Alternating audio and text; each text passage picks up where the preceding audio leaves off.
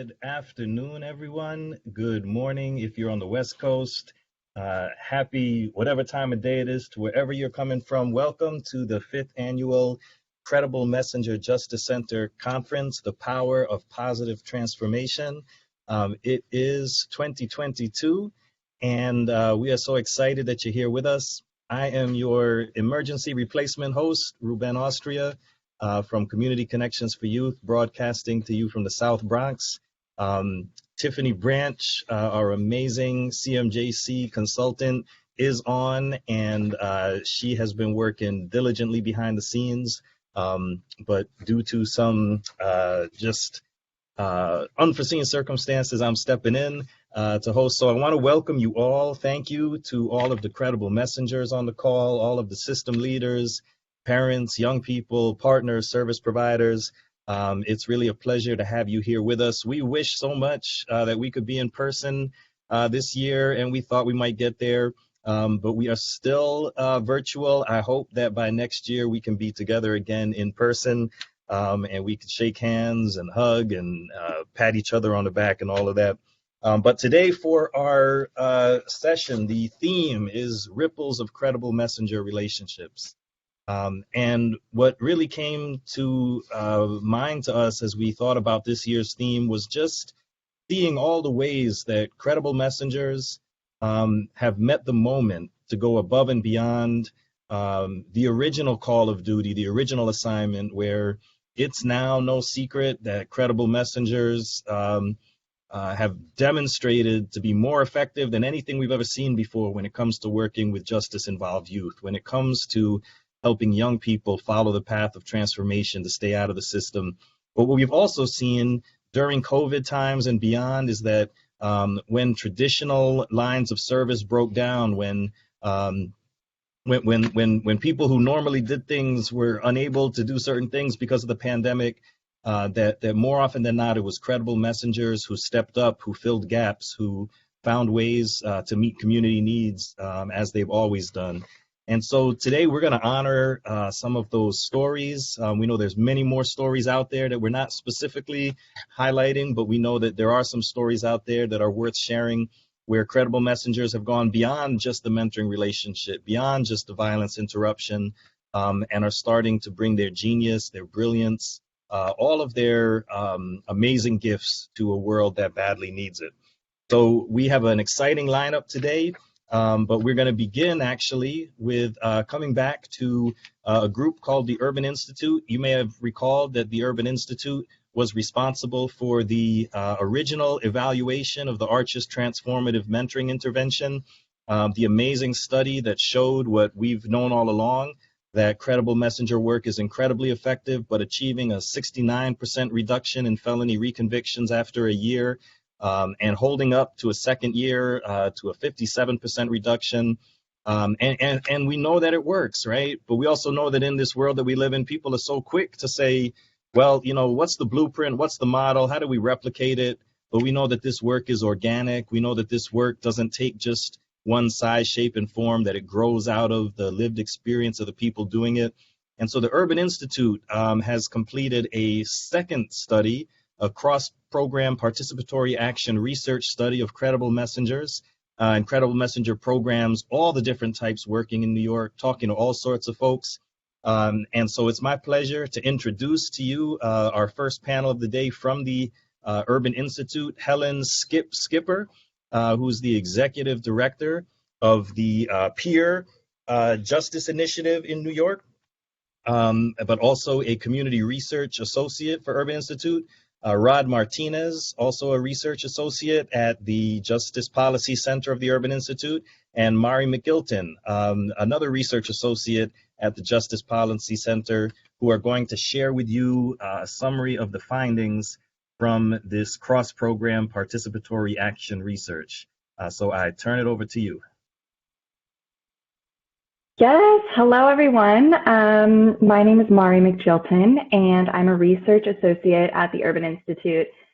Now, your first impression of me is going to be my technological capabilities. So I'm just going to go ahead and share some slides with you to help us work through our presentation today.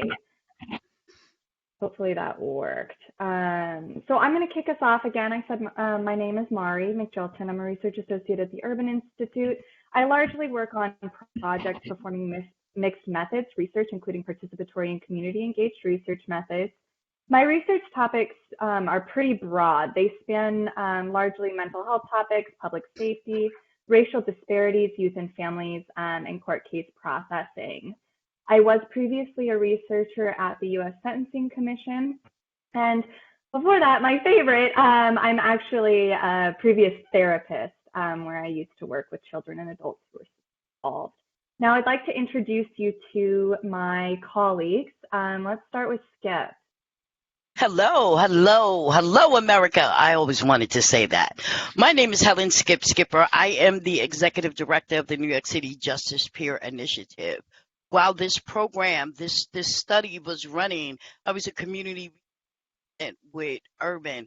I have since transitioned into consultant status with Urban, where I consult on several needed projects, bringing air of lived experiences and community voices into the mix. Thank you for having us. I'll pass it off to Rod. Good afternoon, everyone. Again, it's a pleasure to be in community with you all.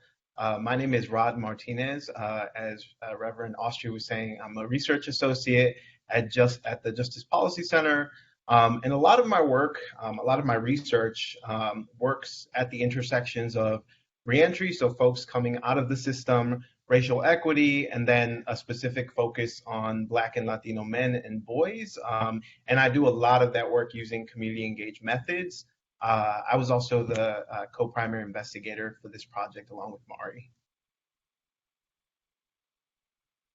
Great, thank you, Skip and Rod. And I do just want to say really quick, it was not just the three of us. This was a massive undertaking of a team comprised of 9 people with a mixture of urban research analysts, associates, community researchers, and senior level researchers, along with very, very close collaboration with our funder, New York City Mayor's Office for Economic Opportunity.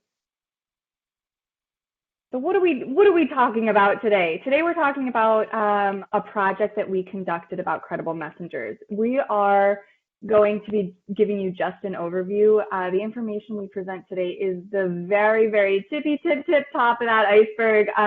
We do have resources to share with you at the end of our presentation if you do wish to dive into our work more deeply.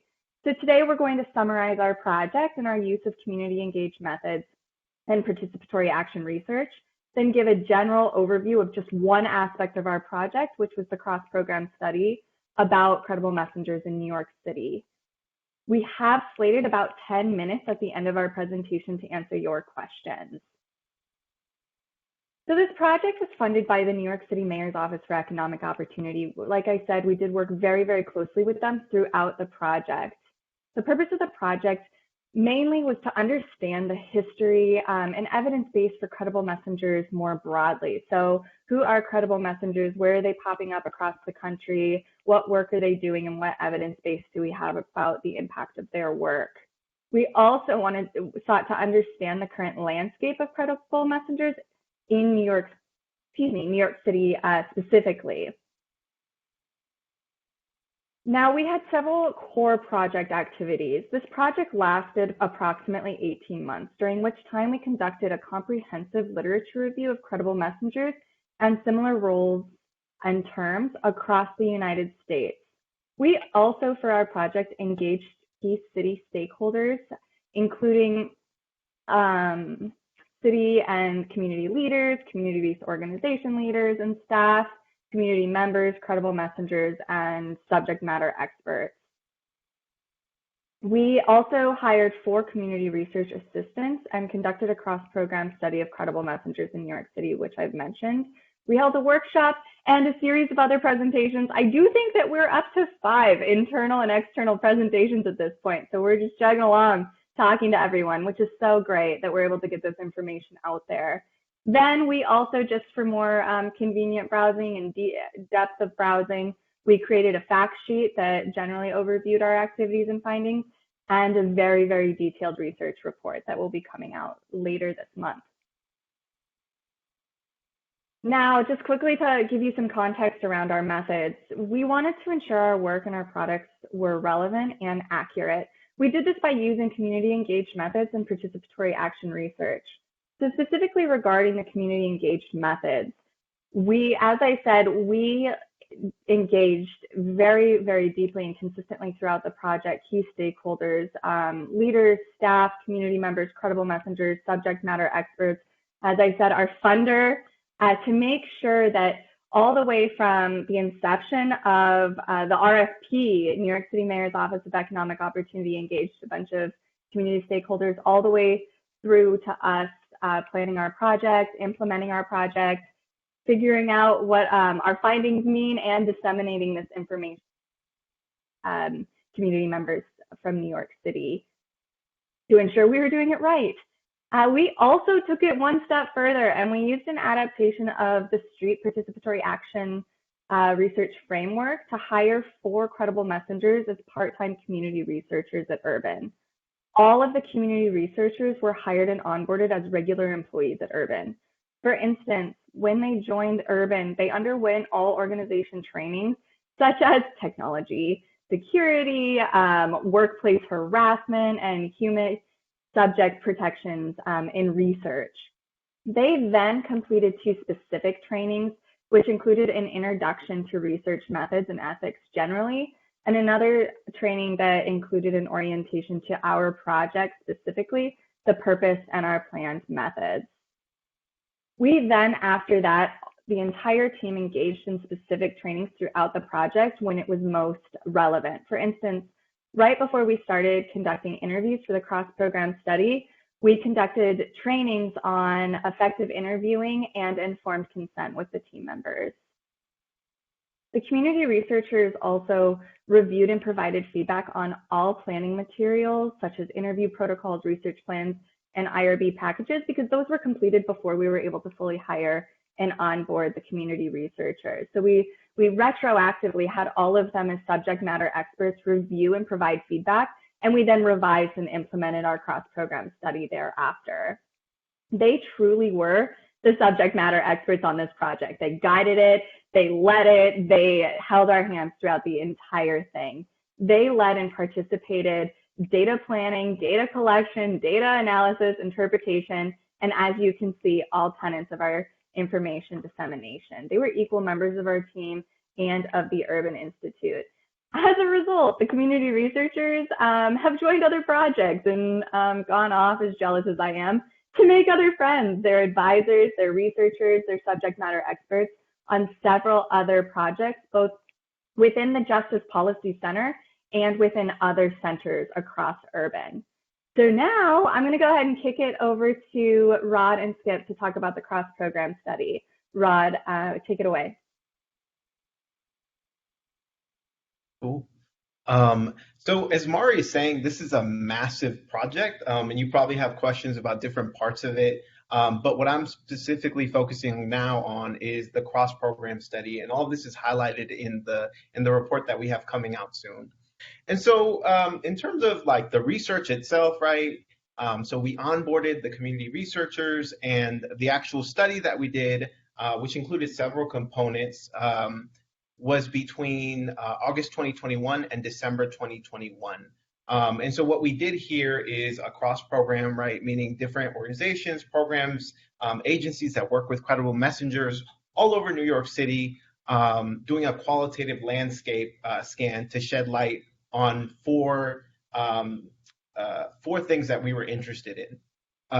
First, the meaning and terms of credible messenger and lived experience. So we really wanted to know, how are people using these terms? Are they using any other terms interchangeably? Is there a preference for one term or another, right? What does it mean to have lived experience?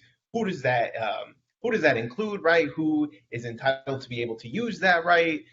Second, we focused on recruitment, training, and qualifications for credible messengers. So here, again, the questions that we were asking were about how are credible messengers recruited? How are they trained? What qualifications, both formal and informal, are needed to be a credible messenger?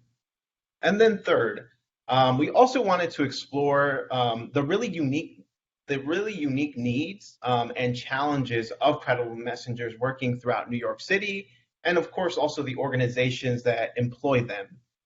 And then finally, we wanted to get an understanding of what collaboration looks like across different agencies, organizations in New York City that work with credible messengers or are led by credible messengers. Next slide, please.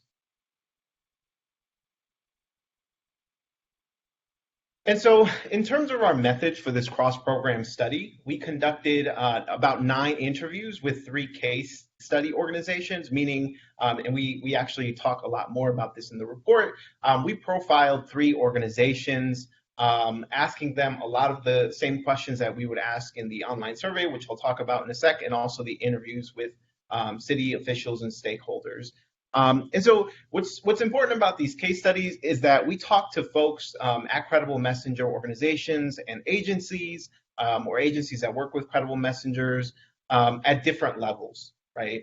So first we talked to leaders. We wanted to know from their perspective, what are some of these needs, challenges? What is the approach here, right? And then, of course, you know, this study wouldn't be complete without speaking to the people doing that work, right? The credible messengers themselves, we spoke to at different organizations or did interviews with.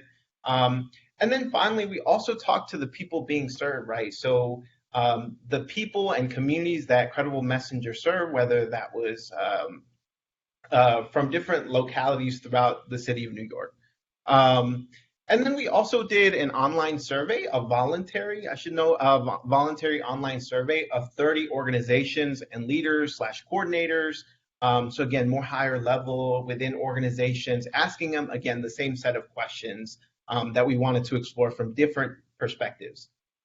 And then finally, we conducted 17 interviews with officials and stakeholders within credible messenger programming at large, right? So again, these were leaders, these were people that ran some of these programs, these were people that were heads of different agencies, right? And you know, even researchers, right, in this space. Next slide. And so now we'll get into some of the findings that we have. And again, we could spend about an hour on each of these, but we don't have time for that. So we'll just quickly go through these. And I'll start and then pass it over to Skip. So again, to this first point, right, we were interested in what makes up a credible messenger. And within that, what is lived experience? What's that about, right? And so we find four things that we heard from folks throughout New York City, right? First, lived experience. In order to be a credible messenger, you need lived experience. However, I think what was interesting, right, is that it not only includes direct lived experience, but many folks, including messengers, spoke about how indirect lived experience, meaning my brother, my sister was affected by the system.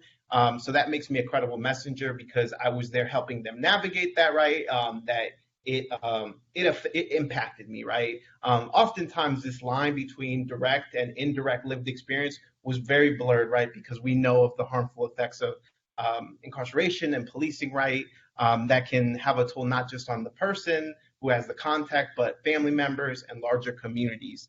And then transformation, right? So across all of the interviews, and the survey that we did, right, folks elevated this idea of transformation, that in order to be a credible messenger, it's not just enough that you have lived experience, but you also need to have undergone a transformation of your own to become an agent of change within that community, right? So a commitment to that transformation and to work in the community, right?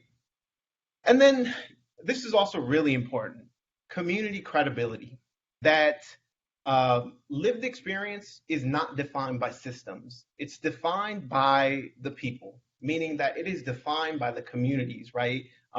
Where credible messengers are from and where they work, right? So again, credibility, right? Credible messenger, right? The credibility piece comes from the actual community, right? People need to know who you are, right? Not just what you did, not just what you're about, right? But people need to understand you, right? Where you fit in where you fit in the community.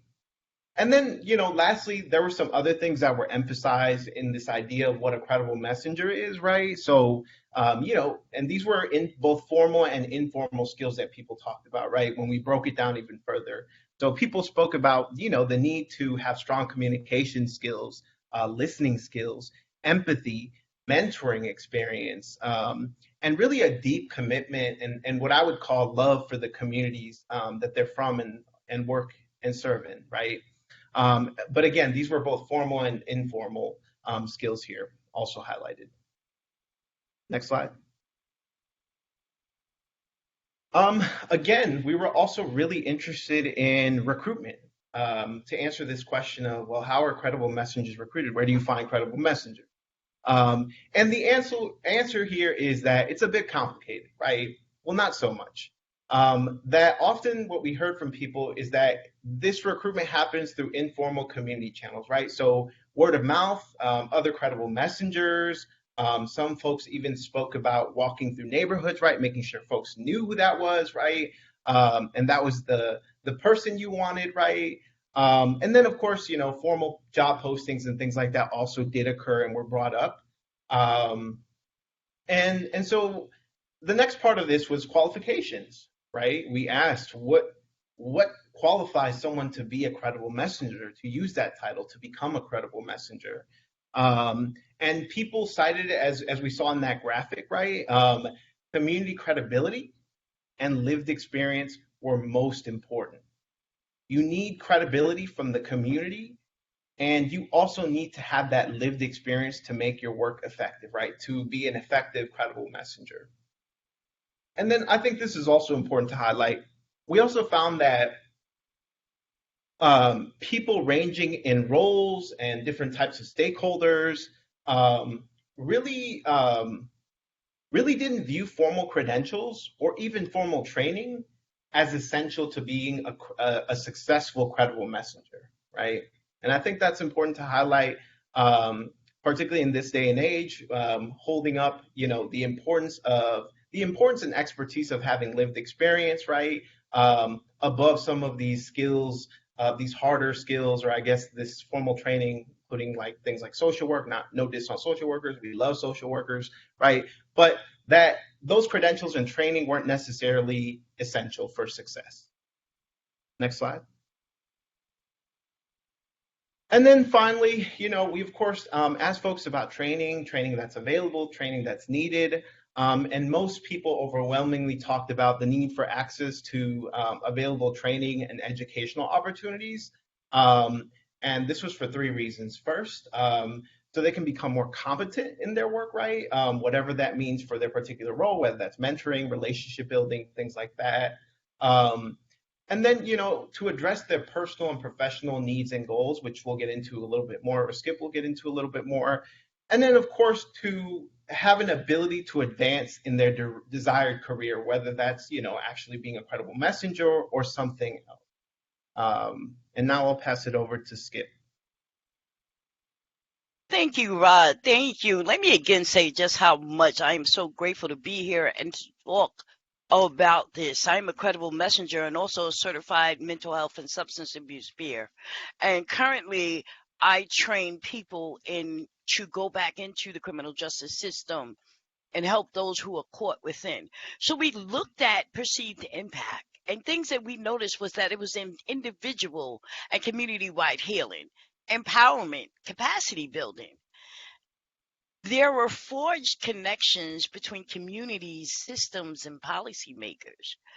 There were reshaping of ideas of public safety and how that looks, and a deep awareness of systemic and societal oppression. And let me just comment on this for a minute. As you know, we come from communities that are oppressed and do not have enough opportunities. But when you forge that connection between community systems and policymakers, this is how the work gets done.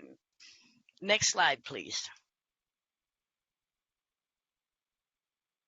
Challenges were very great. We talked about stigma. A lot of things came up about systemic racism and capitalism. And if I got into that with you, we would be here until sometime next year.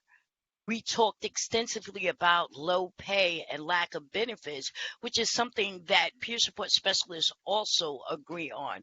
We talked about funding barriers, which are great. You have neighborhood organizations that nobody really wants to fund because of the personnel, but we are the ones who are beneficial and who are needed. We talked about workplace challenges, which is something that I work with now. How do you prepare an organizational culture to receive people who are directly impacted without re-traumatizing them?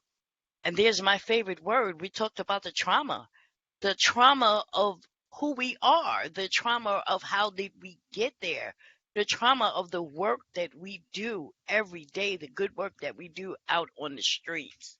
Next slide, please. So, collaboration and communication. New York City, as we know, has many and abundance of strong collaborative relationships. But these collaborative relationships only consist of the same people, the same organizations, and the same stakeholders. It's really very hard to break into that old boy network.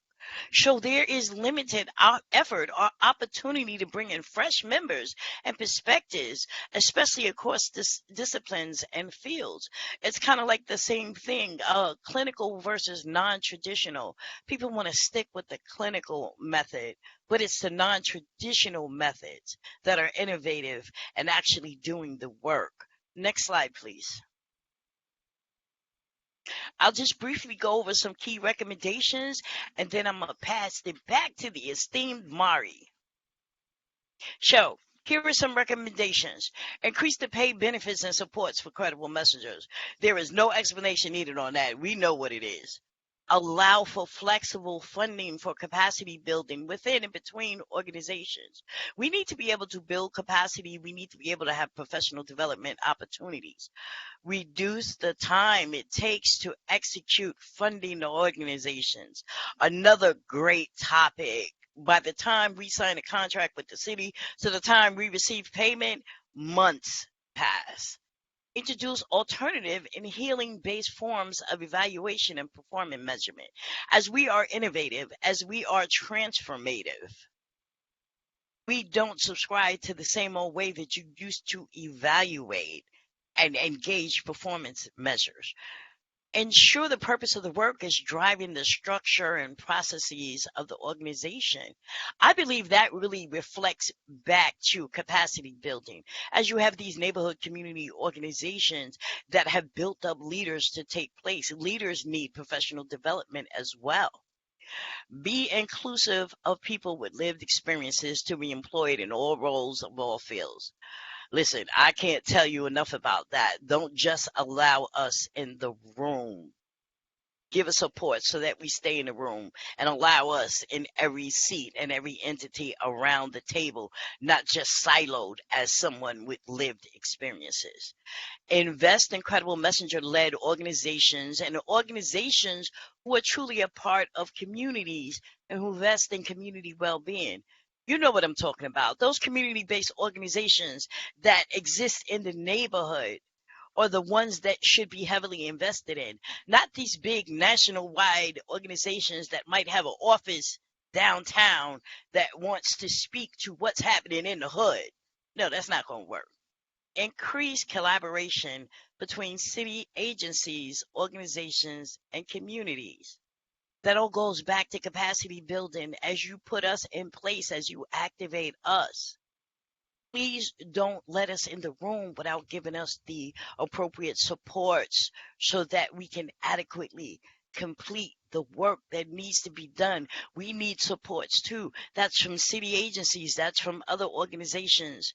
We need support with organizing communities. We need support with leadership development. We need support with professional development. But I could go on, but we're on a time limit. So I'm now going to pass it over back to the esteemed Mari. Next slide, Mari. It's on you, girl. All right. Thank you so much, Skip and Rod. That honestly, I am so impressed. We just presented all of that information in such a short amount of time.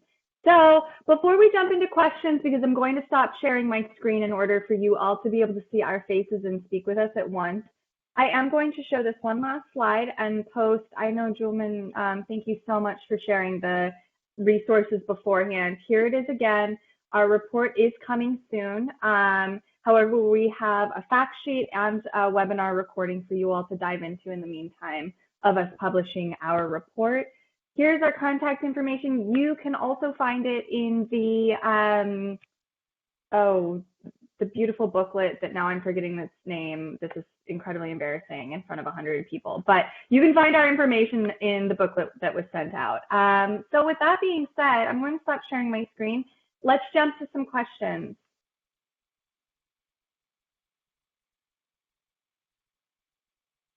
No, y'all got them.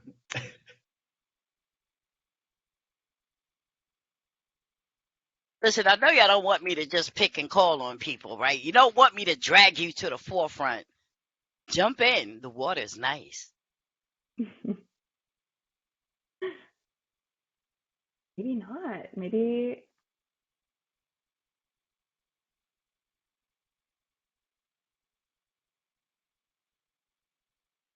Bueller.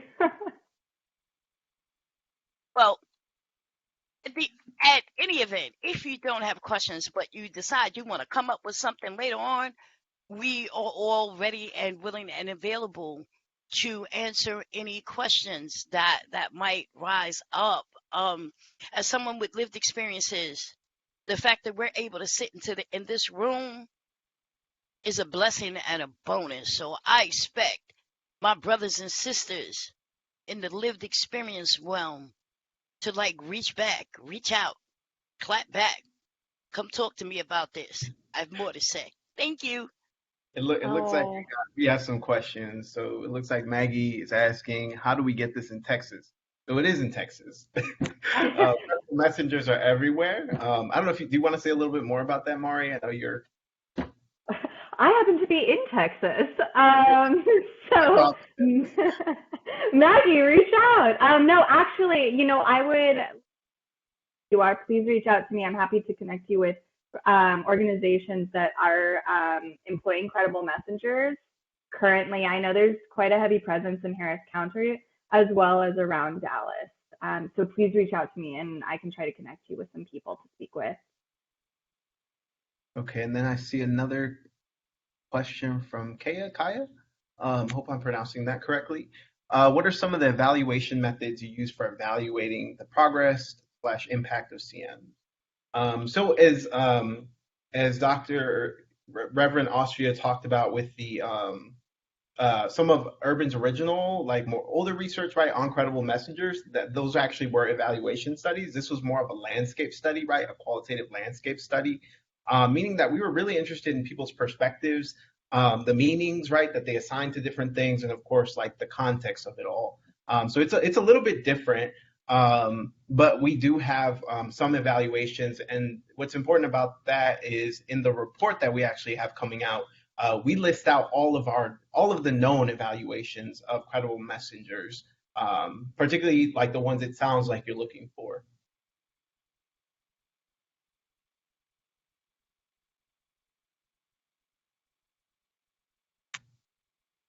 There's another question.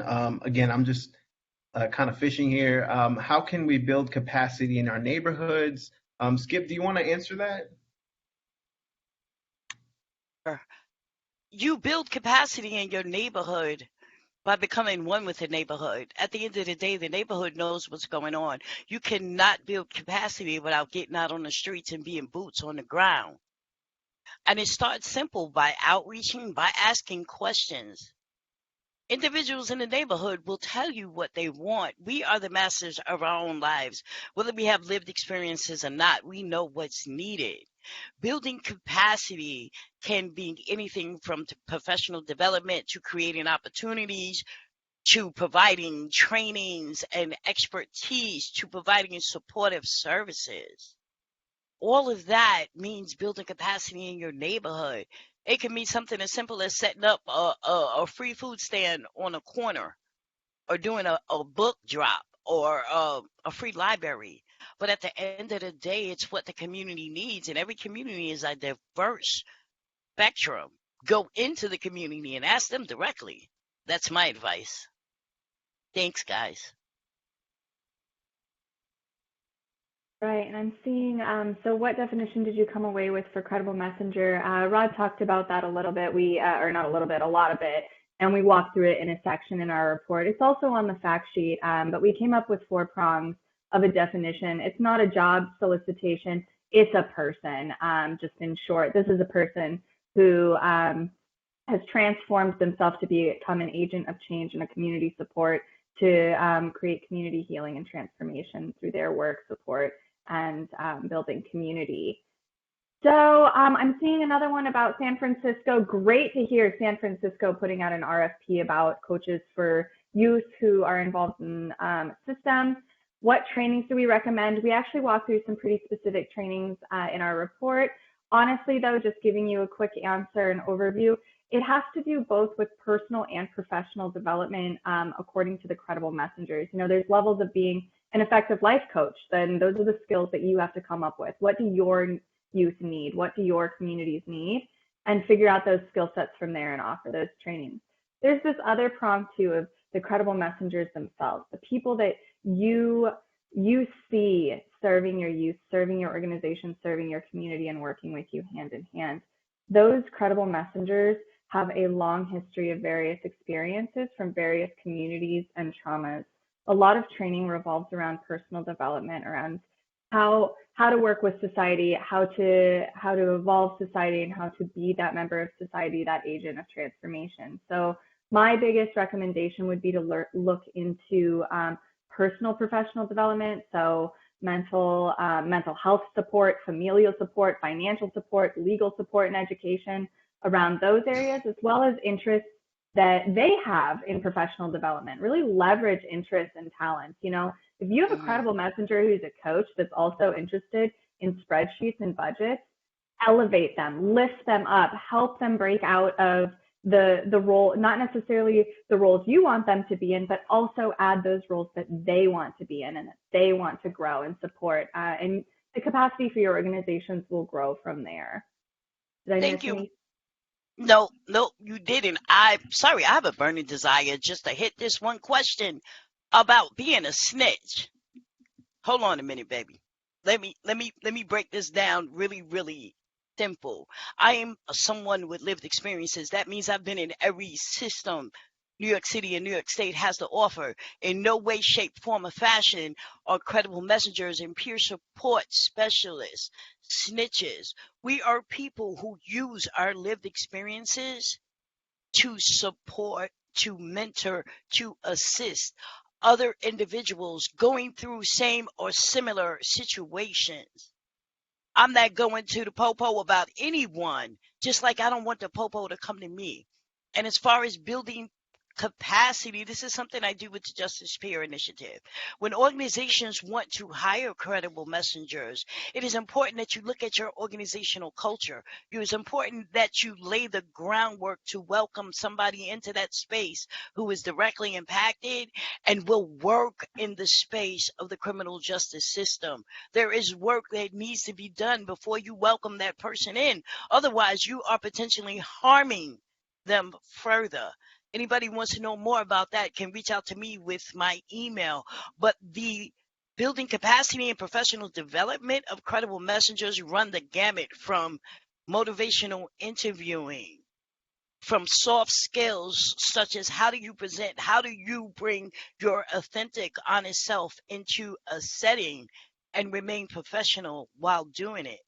How do you come out of a professional meeting and go right to the corner, be able to talk somebody down from committing an act of violence? These are things that we have within us, and sometimes they need to be refined. But the first thing you need is that essential lived experience, and you need to have created the transformation within yourself and then be able to stand up and talk about it, be about it, walk that walk and talk that talk. I'm going to jump off now because I'm going to get into it and I don't want to hijack the show. Thank you for letting me present. And again, I know we're wrapping up here, but a lot of these questions can be found in the report, and we keep hyping up this report, but also the fact sheet that we have out. But, you know, and I'll say this as a personal individual statement, that credible messengers are changing our ideas around public safety, and they're at the forefront of that movement. To the question or comment about snitching, that they are an alternative, right, to what our communities have been, the ways in which our Black and Brown communities have been marginalized for decades, right, through the legal system. But again, all of that is definitely found in the report, and also please take a look at our fact sheet. Okay, at 1:45 p.m., I think that Ruben is probably itching to come in, and let's move on to our next panel. But thank you all so much for your time, for your attention, for your questions, and thank you, Skip and Rod.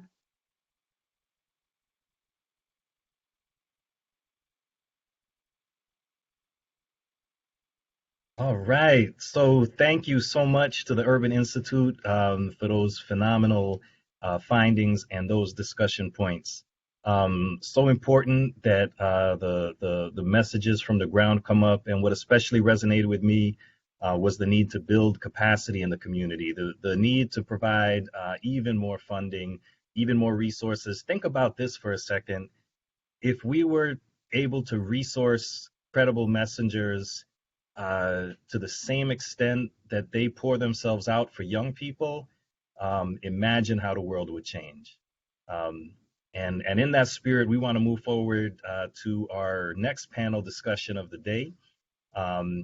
And we have a real treasure of folks. I want to introduce Lily Shapiro, formerly the Chief Policy Advisor at the New York City Department of Probation and an integral part of putting this work together.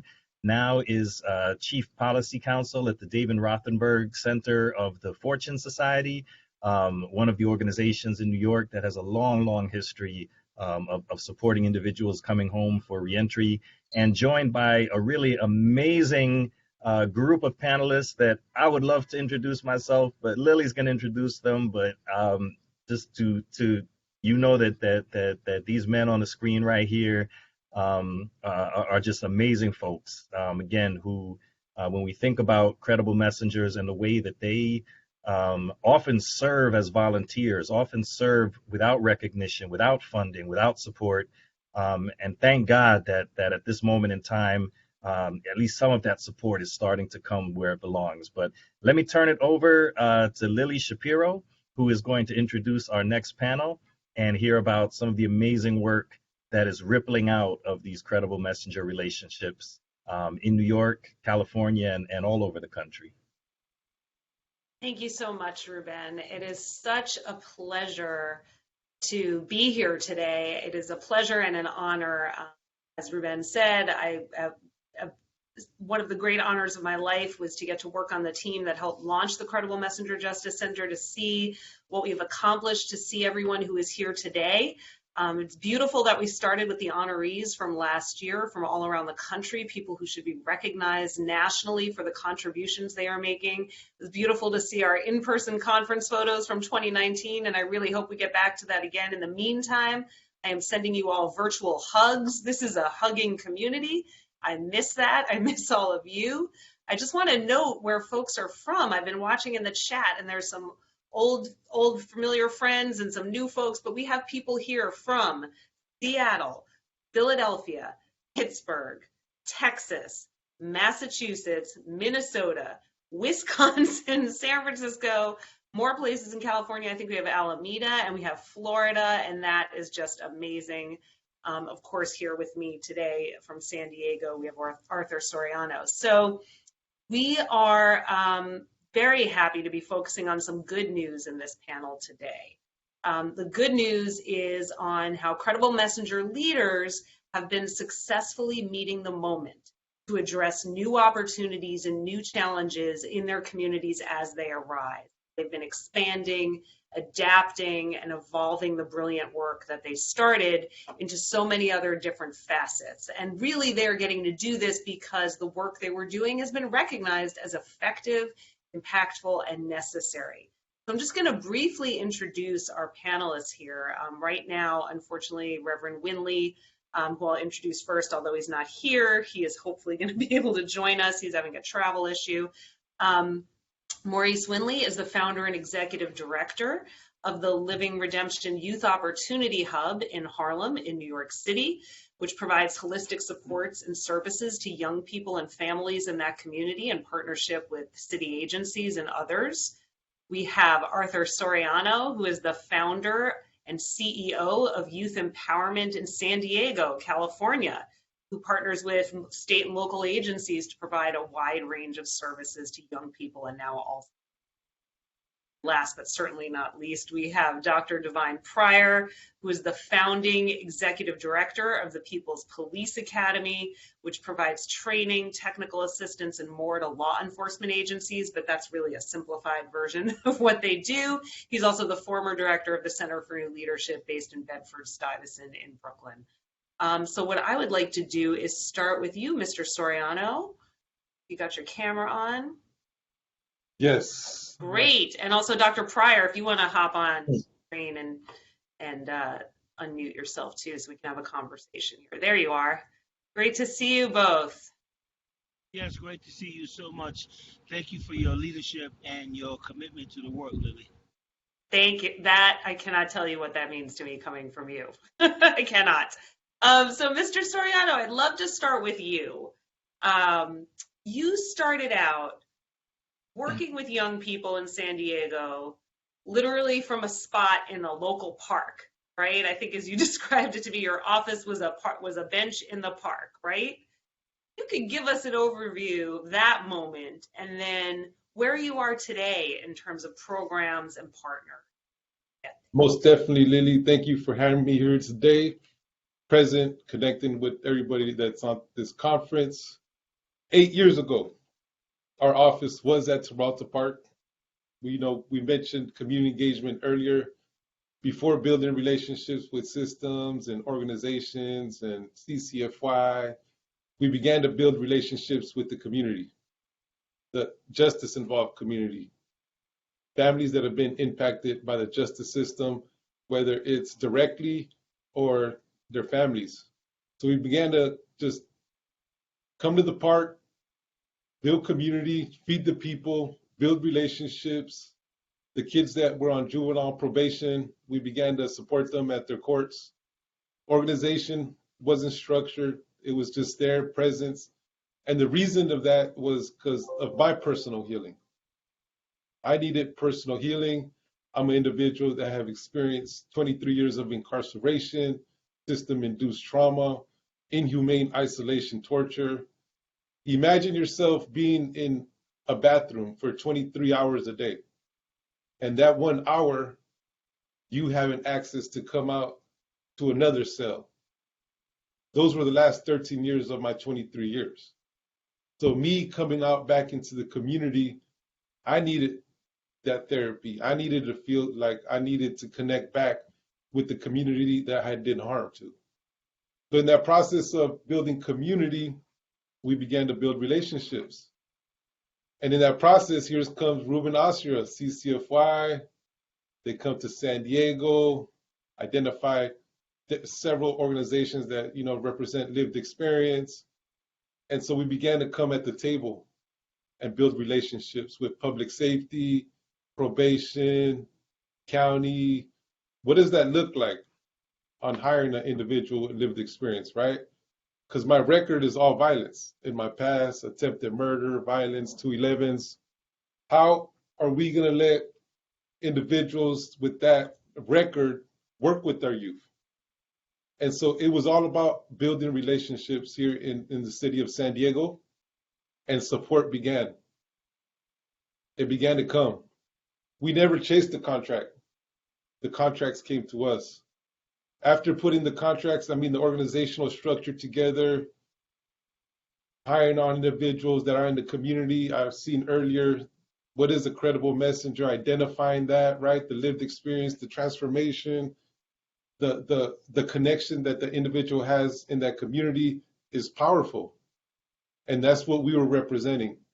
So in that process, we were able to receive a contract with the county that was extremely difficult, right? It even had us questioning, like, hey, did we do the right thing? Like, the county works a certain way. Like, we received our first funding, the first money 5 months into the contract, right? So we had to come up with that money ourselves to pay our credible messengers, individuals with lived experience. So it was worth it, though, in the end, because it allowed us to put that structure together, right? Our backgrounds, the Department of Justice, our DUIs, our structures in place, our high insurance, everything that goes to that, right? The structure that goes to that.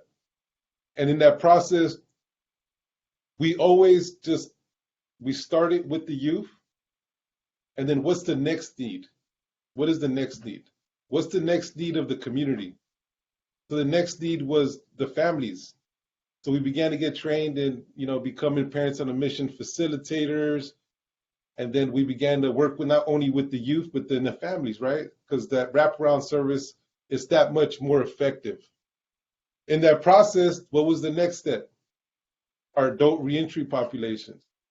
So fortunately for us, we were able to hire on a grant team that came in, and we received the contract from the Board of State Community Corrections, one of the first lived experience organizations to receive that funding. So like the state that put me away now giving me some resources, right? And so we began to work with our adult population, our families, our youth that are, part of the system. Then what's the next need? What's the next need here in San Diego? As you all know, during COVID, it's impacted all our youth, individuals, and families throughout the nation. The school to prison pipeline has been a reality throughout our nation. All these mass shootings have been a reality. What are we doing to save lives? What are we doing to step it up to save lives? So we received some funding through the San Diego Unified School District, a contract for 5 years. And in this process, here specifically in San Diego, the violence has went up with our youth in the schools. Kids went from having a laptop, right, 2 years straight, to now training their minds to be on this technology, Instagram, Snapchat, Facebook, you name it. So it created a culture of like, that's how I want to get in. That's how I want to belong. And so what's unique here in San Diego, we're one of the first lived experience organizations to be in the San Diego Unified School District, because the San Diego Unified School District, they don't even hire anybody that has a record, period. So we've been blessed with that opportunity to be in 5, 6 different middle schools throughout San Diego. And this works. Credible Messengers works. And for everybody here that's all about data, I'm going to give you an example on what data is. We went into one of the schools that was most active here in San Diego, the most incidents throughout the San Diego Unified School District. The month of January, there was 50 incidents. From February to June 7th, there's only been 22 incidents. Why? Because we have a lead mentor, credible messenger, along with 5 mentors And we have a parent coordinator that connects with the families. So we've been able to go in there, build relationships, create that culture of safety, being able to assess, identify the needs, and prevent this violence, right? So we could stop this school to prison pipeline. So our programs are with kids on juvenile probation.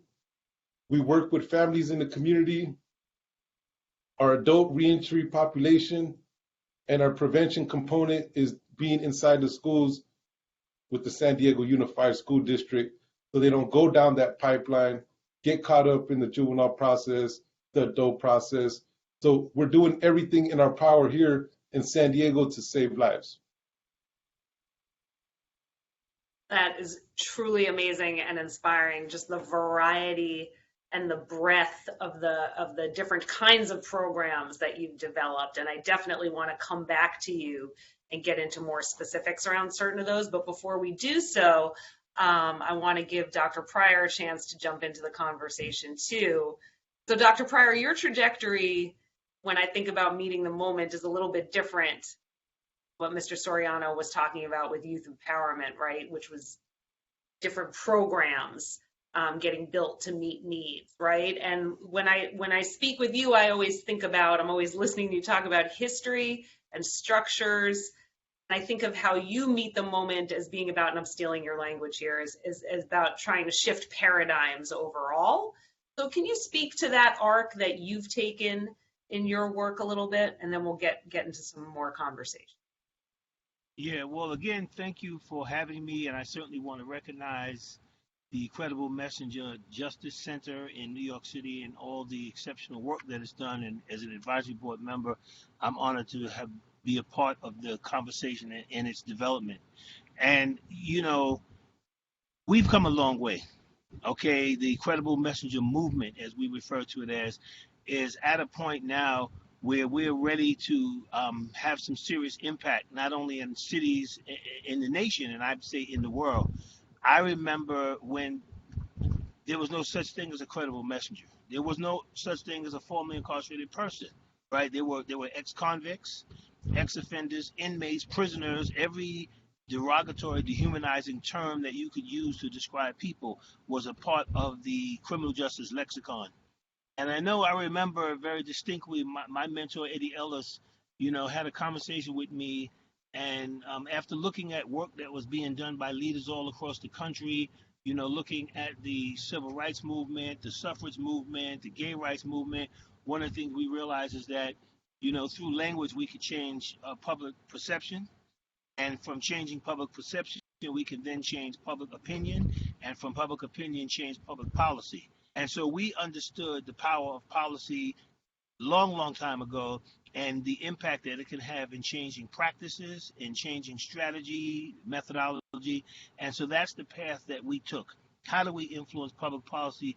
But more importantly, how do we get those who are directly close to the problem in the policy conversation so they can be part of the solution? And so now when I turn on MSNBC and I turn on, CBS, and I hear them talking about credible messengers and I hear them talking about formerly incarcerated people, it makes me smile. It makes me remember my mentor, Eddie Ellis, and the work that he did. But I'll tell you that I'm also part of a very large network of credible messengers in New York City. In fact, in one of my many hats, I'm the Senior Policy Advisor for Community Capacity Development. CCD, as we intimately know it as, is one of the leaders in the Credible Messenger movement simply because they understand the power of transferring credibility and using that credibility in different arenas. So now you see credible messengers not only just as violence interrupters on the streets, but they're in the social work discipline, they're in the policy arena, they're in the classrooms, they're teaching, they're really moving in the area of direct services in the healthcare industry. So this credible messenger movement really needs to be seen for what it is. But I'll tell you, equally as important as the people that we are reaching out to and trying to help and transition them into a space where they can start to recognize where their pain comes from, what's impacting their pain, those individuals who are in pain with them, how do we all heal?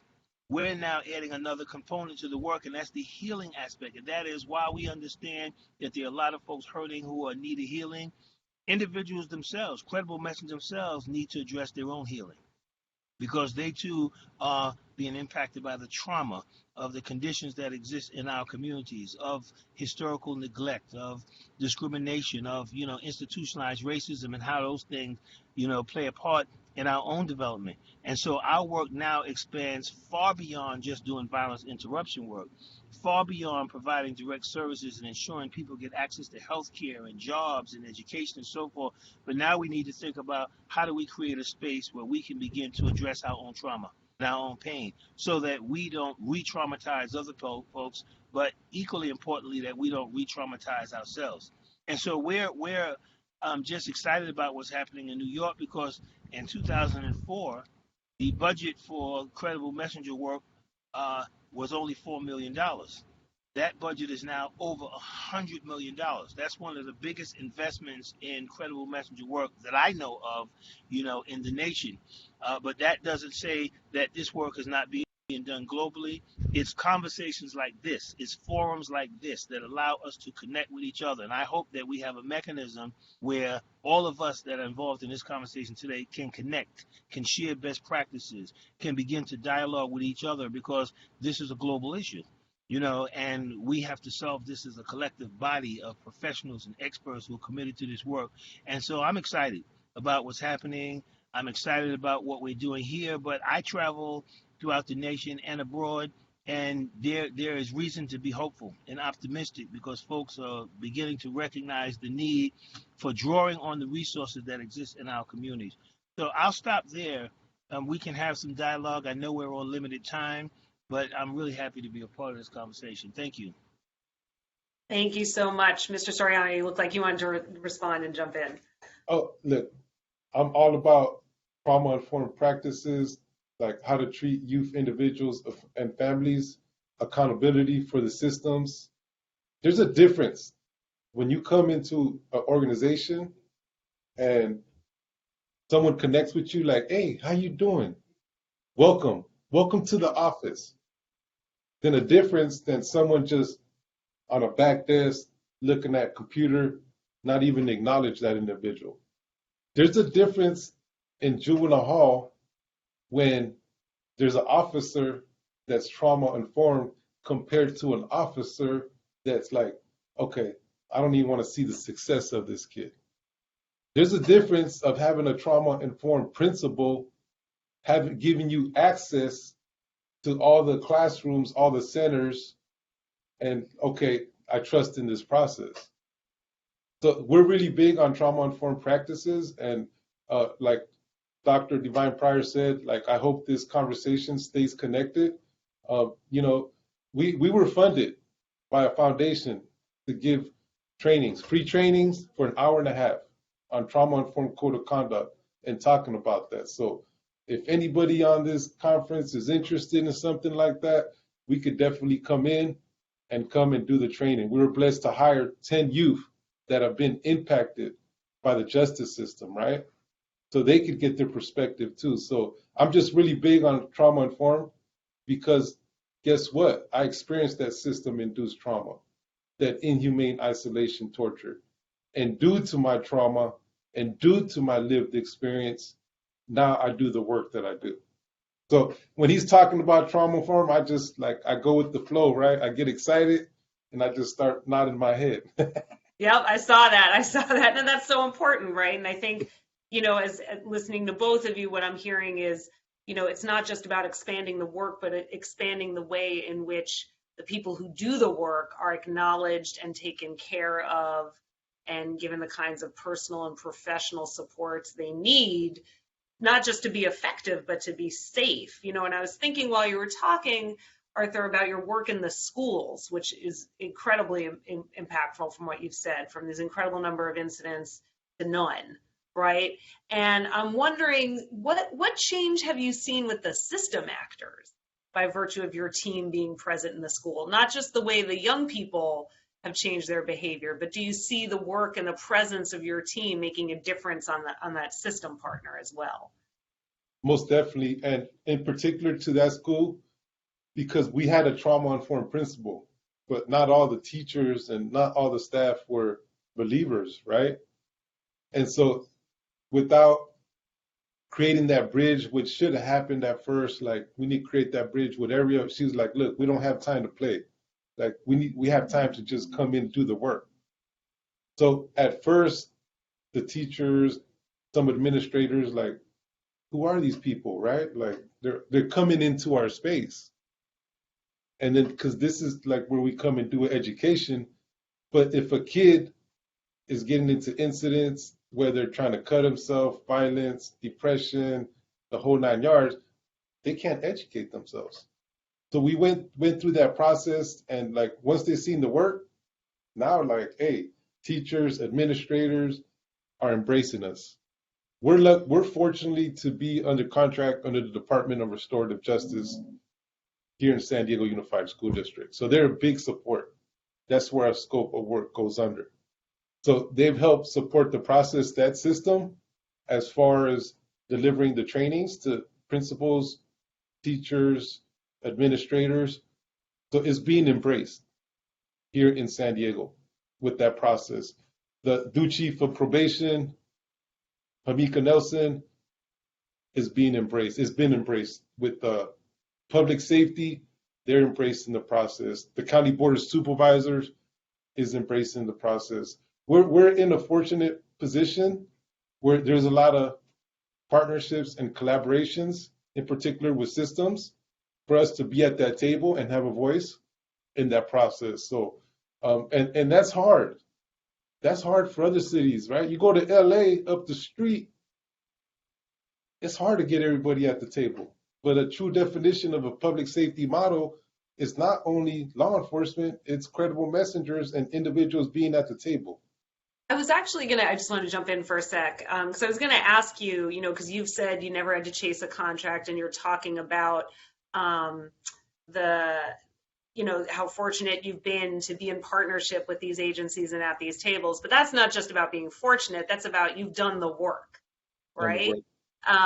So what advice, and I'm asking you as well, Dr. Pryor, to jump in here, what advice would you give to the folks who are here listening today who maybe aren't in jurisdictions where there's this kind of embrace? And Dr. Pryor, with your experience trying to work with the police department here in New York City, how do you forge those connections? What makes the difference and gets you to the table as you expand, so you can keep expanding?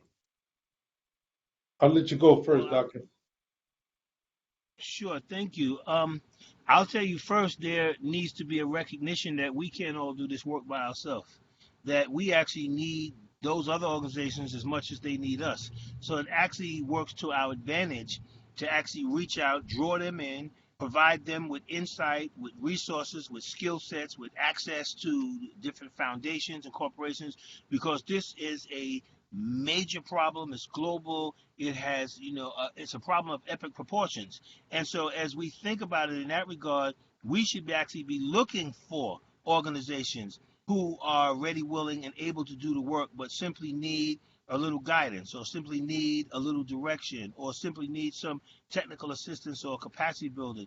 And that's part of the work that's being done. Again, as I was telling you, CCD was created specifically for the sole purpose of helping and working with other organizations who are having challenges meeting their needs, whether it be budgetary, whether it be programmatic, whether it be marketing, because we understand that we need everybody at the table. And no matter how many organizations we get, unfortunately, it won't be enough, because this problem is so big, it's so gigantic, it's so deeply rooted, in the very fabric of our society, that we need people from all disciplines, from all walks of life. We need older people, younger people, males. We need everyone at the table, because this problem really requires a collective response. And so, you have people who are in situations where they think they have to compete with others. And so they compete against each other, but they don't understand that 95% of zero is zero, but 10% of a million is 100,000.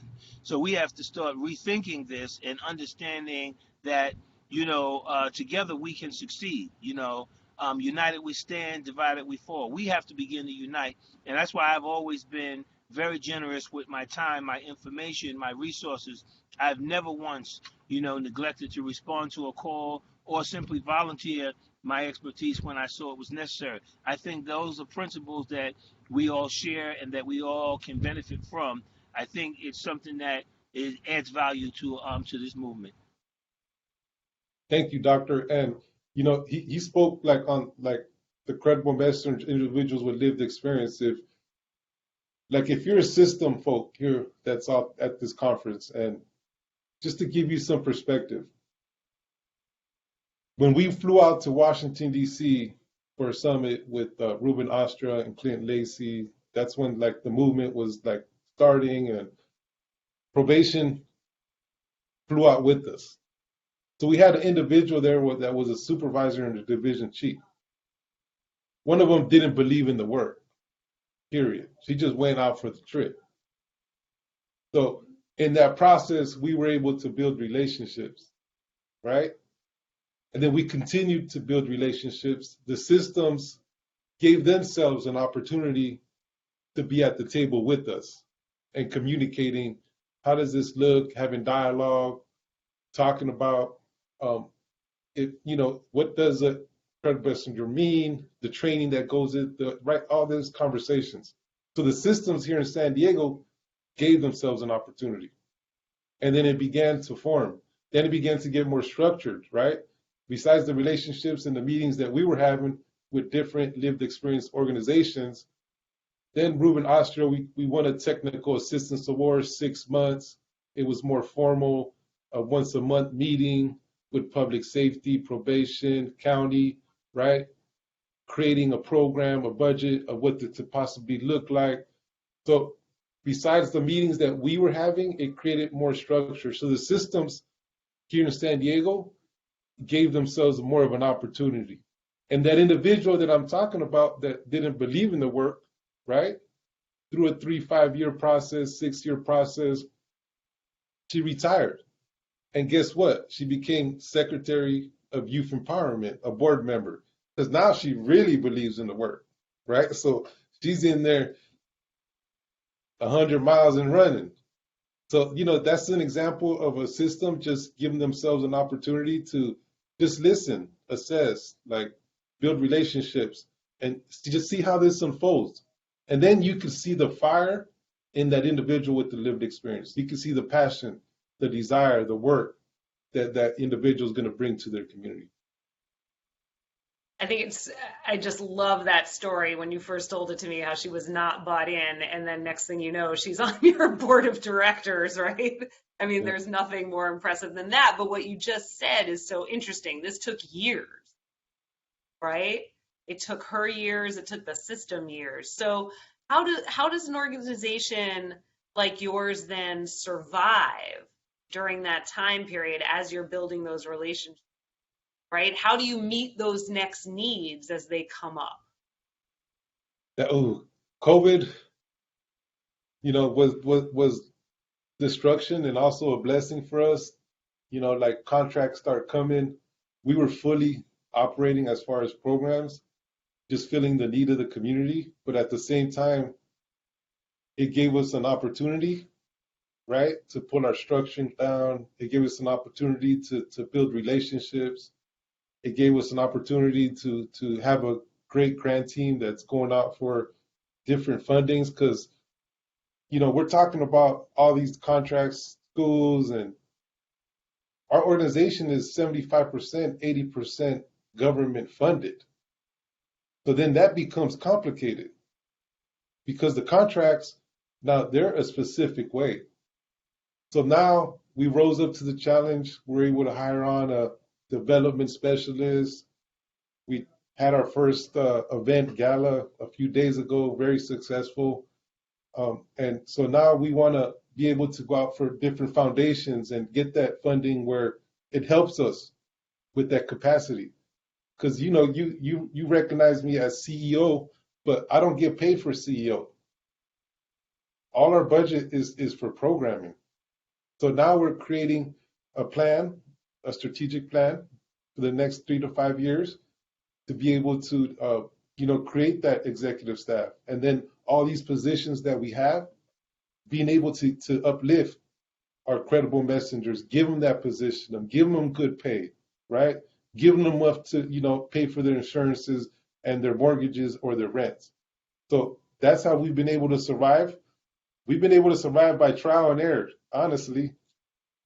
But now we're in a position that we've been able to get a lot of support and understanding. This just doesn't happen overnight, right?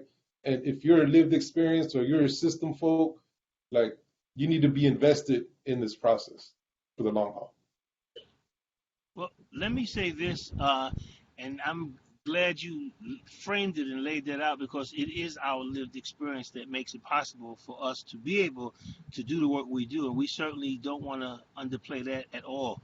In 1990, when I returned home from prison serving 10 years of a 117-year bid, I never would have imagined that the day would come where I would be sitting at the policy table, where I can actually create tables, where I can actually, inform the work and actually keep rooted and keep grounded with working with organizations like Community Capacity Development, because it's one of the few organizations who were able to go into a housing project, in Queensbridge Housing Development, for that matter, the largest housing development in the world, and actually we're talking about a community where there was virtually a shooting every day, and then go for 365 days with no shooting. And folks are coming from all over the country saying, how in the world? Well, first of all, what did you do? How did you do it? How did you start doing it? And we began to start articulating it to the point that we were able to document what we did and create the kind of data-driven, evidence-based work that now draws recognition not only from the city, state, but from the nation. But the reason why that's possible is because credible messengers are credible. And not only are they credible, but they're incredible, because we can go where no man or woman has gone before. We can do the undoable. We can do the unimaginable. And we do it with bravery and courage, and we do it without guns, without bulletproof vests. We don't sometimes have health insurance. A lot of times don't even have some of the basic things we need, but we, by hook or crook, find a way, because we have the commitment and the stick-to-itiveness and the passion and the drive that just allows us to overcome some of the most challenging circumstances. But it's that lived experience that is the magic formula. It is the crust of our work, and so we need to take pride in the fact that we've been able to combine our study with our practice, with our research, and in an integrated way provide a holistic approach to problem solving. And so I applaud the work that's happening on the West Coast, in the Midwest. I applaud the work that's happening in other countries. I think we're at a point in time now that if, in fact, we form this national, international brain trust and collaborative, that we can solve this gun problem. We can actually make all communities a safe place to live and give our children back the future that they deserve. I mean, I don't know where we go from that exhortation, but I just want to remind our audience here, if you do have questions, please do drop them in the chat while you've got these two incredible leaders who have accomplished so much and can speak to this work on the individual direct service level and on the macro level. I really encourage folks to speak up now. I'm sure they're happy to be in contact with you afterwards, but please do drop some questions in the chat. I know someone had a comment earlier. This goes back to something you were talking about too, Dr. Pryor, about access to, I think this person, and forgive me if I'm misphrasing this here, was talking about access to opportunities, and how that can be, some folks know about it, some folks don't. And how do we do better as a collective, as a movement, in not competing, right? So that when folks see needs coming up in their communities, we can best be supporting each other in this critical work. Any thoughts on that? Like the work, there's so much work here. Like we need more like credible messenger organizations, more lived experience organizations, youth empowerment. Can't do this alone. So, well, I'm also, I hold organizations accountable as far as like who they are, how they represent themselves, how they work, how they are passionate about the youth, individuals, and families. But the ones that like I could see are committed, we want to be there for support for them and help build capacity. Because it's not a competition. Here locally, state, nationally, internationally, these last few years, the spike of violence, the need is so high. There's no competition. I appreciate that answer. I see another question here in the chat. I know we're going to have to be switching over to Ruben in a little bit. Someone is asking, can we talk more about the trauma? What more can be done around healing and acknowledging the trauma of credible messengers? And that, they're expected to show up 100% of the time, actually, frankly, 200% of the time, and have to put their own pain aside to get the work done. What more can be done about that? Just really quick, go ahead, doctor. No, go right. Just really quick, we have 14 staff members here in Youth Empowerment. 90% of our staff members are lived experience, individuals that have done life terms. Fortunately for us, we have safe groups just for credible messengers where we could have real conversations, not just some surface stuff. Like what are we going through? What's our thoughts, our thought process? What traumas have you been able to heal from or have been impacted from?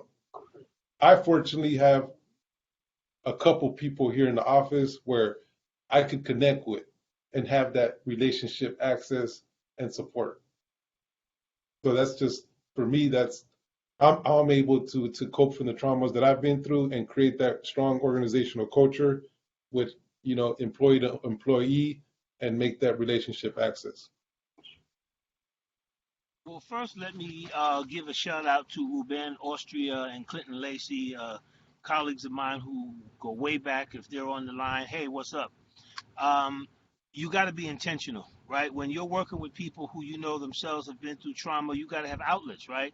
You have to, have mental health days built into your policy, right? You have to put together retreats, right? You have to have spaces, we open up every morning with a meditation, with 3 moments of silence, right? We gauge people. We want to know, from 1 to 10, 1 being the lowest, 10 being the highest, where are you today? And if a person says they're on a 3, that indicates to us that this person might need more support than they did yesterday when they were on a 9.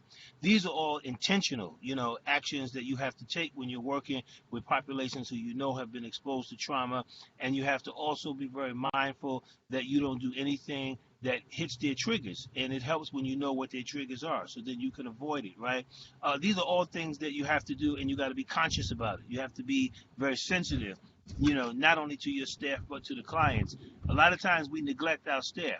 We drive them, push them. Some of them working 7 days a week, all kinds of hours, and we can't look them in the face and know that they're under duress and say, why don't you take tomorrow off on us, Why? In fact, not only do I want you to take a day off, let me send you down to this massage parlor. You should go get a whole body massage, and we actually do these things, believe it or not. We have it built into our budget, and so our staff understands how much we appreciate the work they're doing, and we can show you better than we can tell you. We put our words into action. And I think that right there is a demonstration of our recognition that our staff needs as much support around trauma as the clients that they serve. Go ahead. One last thing, and then we got to kick it over. Yeah. Just really, really, really quick. We came at the table with 6 youth that have been impacted by the justice system, about 40 kids. And we told them, how do you want systems, organizations, corporations to treat you? Over a 6-month process, this is what they came up with. These 4 pillars, this trauma-informed code of conduct. We need supportive staff, individualized support, effective communication, and they want to feel safe. That's just some perspective from the kids' side on how they want organizations, systems to treat them. Very powerful note to end on. I personally could sit here in conversation with both of you all day. I suspect a lot of the audience could as well, but we do have more folks coming up. So I just want to thank you both so, so much for your time, your wisdom, and most of all, your incredible work in this space and for making it possible, really elevating the work and hopefully getting more people into the work and taking care of them as they do it to make more and more of an impact on more people's lives. At this moment, we are going to disappear from your screen, and I'm going to turn it back over to your host, Ruben Austria. Thank you so much. Thanks, Ruben. Thank you, Lily. Thank you, Doc. Thank you, Arthur. Want to give a shout out to Reverend Maurice Winley, who was supposed to be part of this panel, but due to travel delays, and if you know Maurice, you know he's burning the candle at both ends, like a lot of people, preaching, teaching, serving. But the work that the Living Redemption Youth Opportunity Hub is doing in Harlem is phenomenal. And we have seen just an amazing thing start to happen, right? Where funders and government entities are starting to see that funding the usual suspects is not getting the desired results.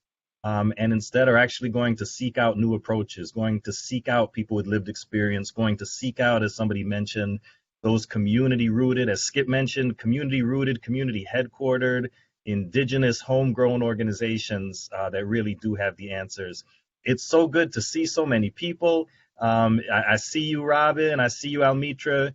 You should know that the folks at DOHMH have really been a leader at working on that support for credible messengers.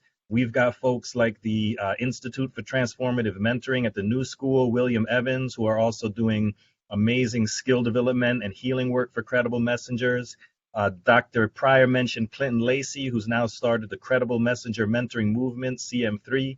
And I couldn't agree more with everyone who is saying that, man, there is so much work to do, that the best thing we could do is just support one another and keep working together. But we're going to have a brief pause in the action and all this talk of policies and programs. And it's my pleasure to turn it over to a young brother, Joshua Martinez. He is an aspiring actor. He is a recent graduate from CUNY Hunter College. He became a participant in the Neon Arts online programs during COVID.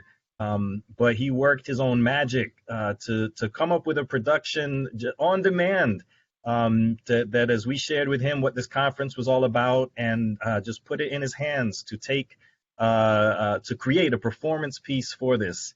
It is so important, right, that even though we talk about the problems in our communities, even if we talk about the trauma, as we talk about the crime, man, we always start by saying, but first, what's right with you? What's good in you? What's the gift that's already in you that we can cultivate? And we're so glad for programs like Neon Arts that cultivate the gifts in young people. So I'm going to turn it over to Joshua Martinez, who's going to introduce his piece and then share it with you directly. Joshua, are you there? Yes, I am. Hello. Thank you, Ruben. Hi, everyone. I'm Joshua Martinez, and I made a small video for you to watch. The video that you're about to watch is about a depressed young man who starts to create like video diaries for himself to express his inner frustrations, which many of us have, and whether you be very young or a little more older in age, it doesn't matter. We all have our inner frustrations, and the way that this character chooses to express it, or his outlet, is by making these videos. He wants to escape his bad habitual patterns, and taking his life isn't necessarily out of the question. So he starts taking very small chances in his life, and slowly but steadily, things start to happen for him. And by the end, he starts to notice that finding happiness indirectly may be a more worthwhile pursuit than wondering why he isn't happy. So I hope you guys enjoy, and thank you for being here and watching.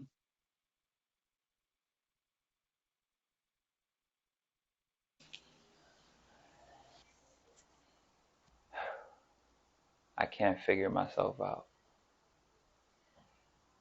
Every day I wake up and I fall into the same patterns that I did yesterday. I'm just worthless. and I feel it. I don't understand myself. I don't understand the conditions where I live, and I don't understand how to get out of them.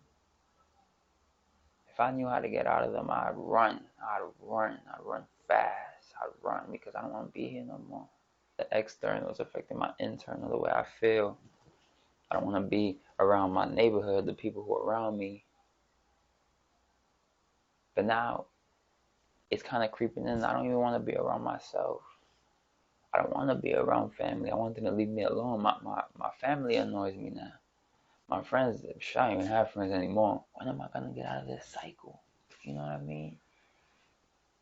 And you wonder everything they taught you about when you was little, and you like, was that real? God, are you there? I'm wearing this because I was supposed to go on the job interview. And it's for like this clothing store. And I said, oh, I don't even want this job. But I don't know what to do. I'm out of school. I don't feel like I'm getting no looks. I'm just so lost. I'm just so lost. So I'm talking to this girl. She haven't seen me in person yet. I'm kind of catfishing a little bit because she don't know I have all this hair on me and I look like a mess right now. But it was kind of casual, nothing crazy. Just what's up, like, I think you're cute, simple stuff. I don't really spit games. I don't really know how to talk to a girl, but I just try. And she want to go out on a date. So something good is happening finally. I don't know where I'm going to take her. I don't got no money, honey. I also went on that interview. Can you believe I forgot to shave? I forgot to shave. However, I feel like it went kind of good. Like, I don't really want the job, I'll be honest. I know I'm being a little picky, but it's like minimum wage, and it's not going to be enough for me to move out of here. I don't want to live here no more, but it's a job for now until the next opportunity presents itself. So I'm gonna take it if they offer it to me. But the interview went well. If I get that job, I get a little money from there, and I could take this girl out who I really want to take out. She's real pretty. She seems real nice. She seems like she comes from a better family than me, to be honest, and that makes me a little nervous because,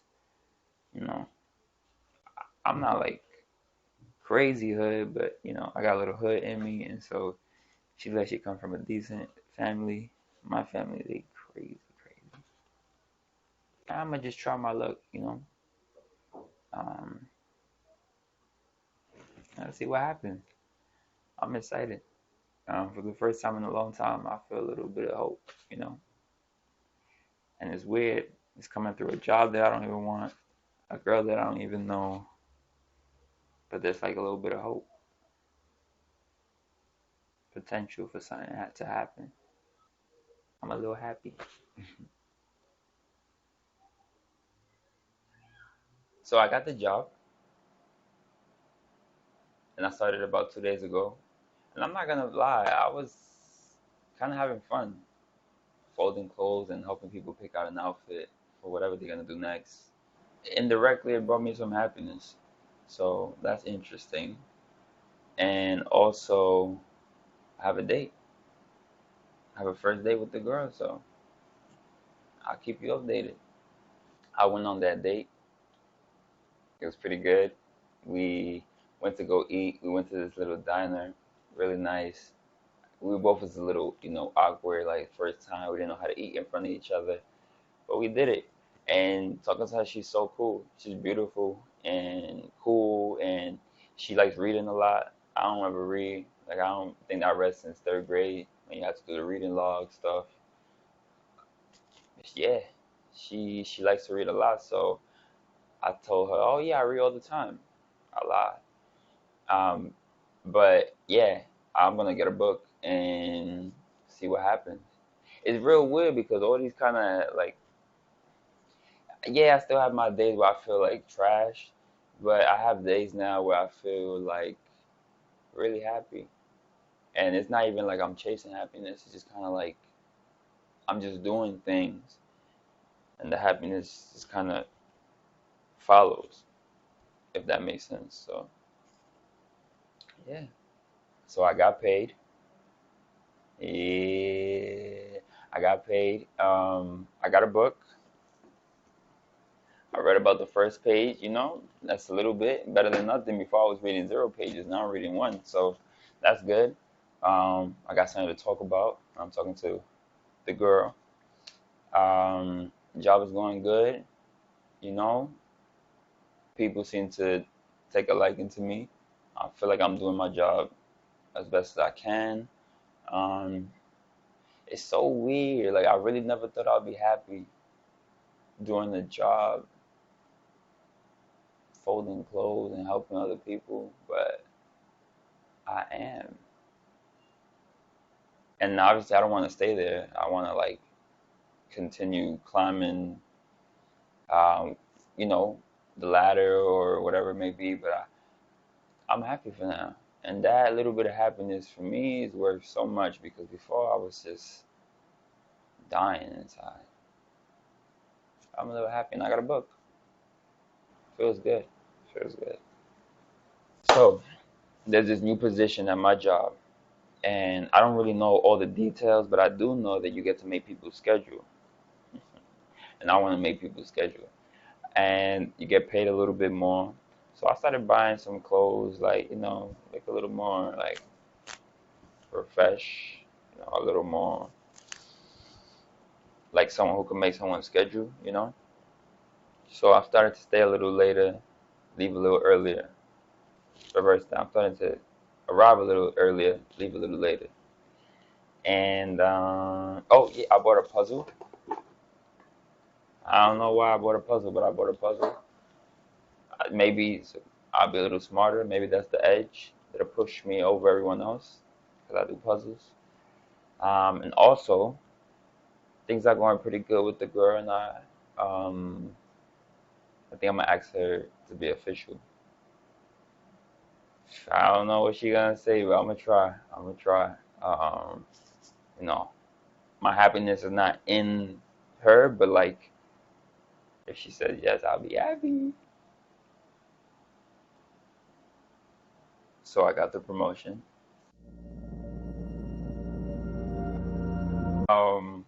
A little bit more money, so I started buying a little more clothes, you know what I'm saying? Um, but I asked the girl also if she wanted to make it official. Um, she said yes. And I was scared too because I was like, I don't know, her family might not like me, da da da. She said yes. So, I started buying some workout equipment because, I'm not trying to be the buff boyfriend. Y'all want to see? You know what I'm saying? Start getting my fitness right, The diet thing, that's going to be hard because I like to eat a lot of junk food, but I'm going to try. It's crazy because just a few weeks ago, I was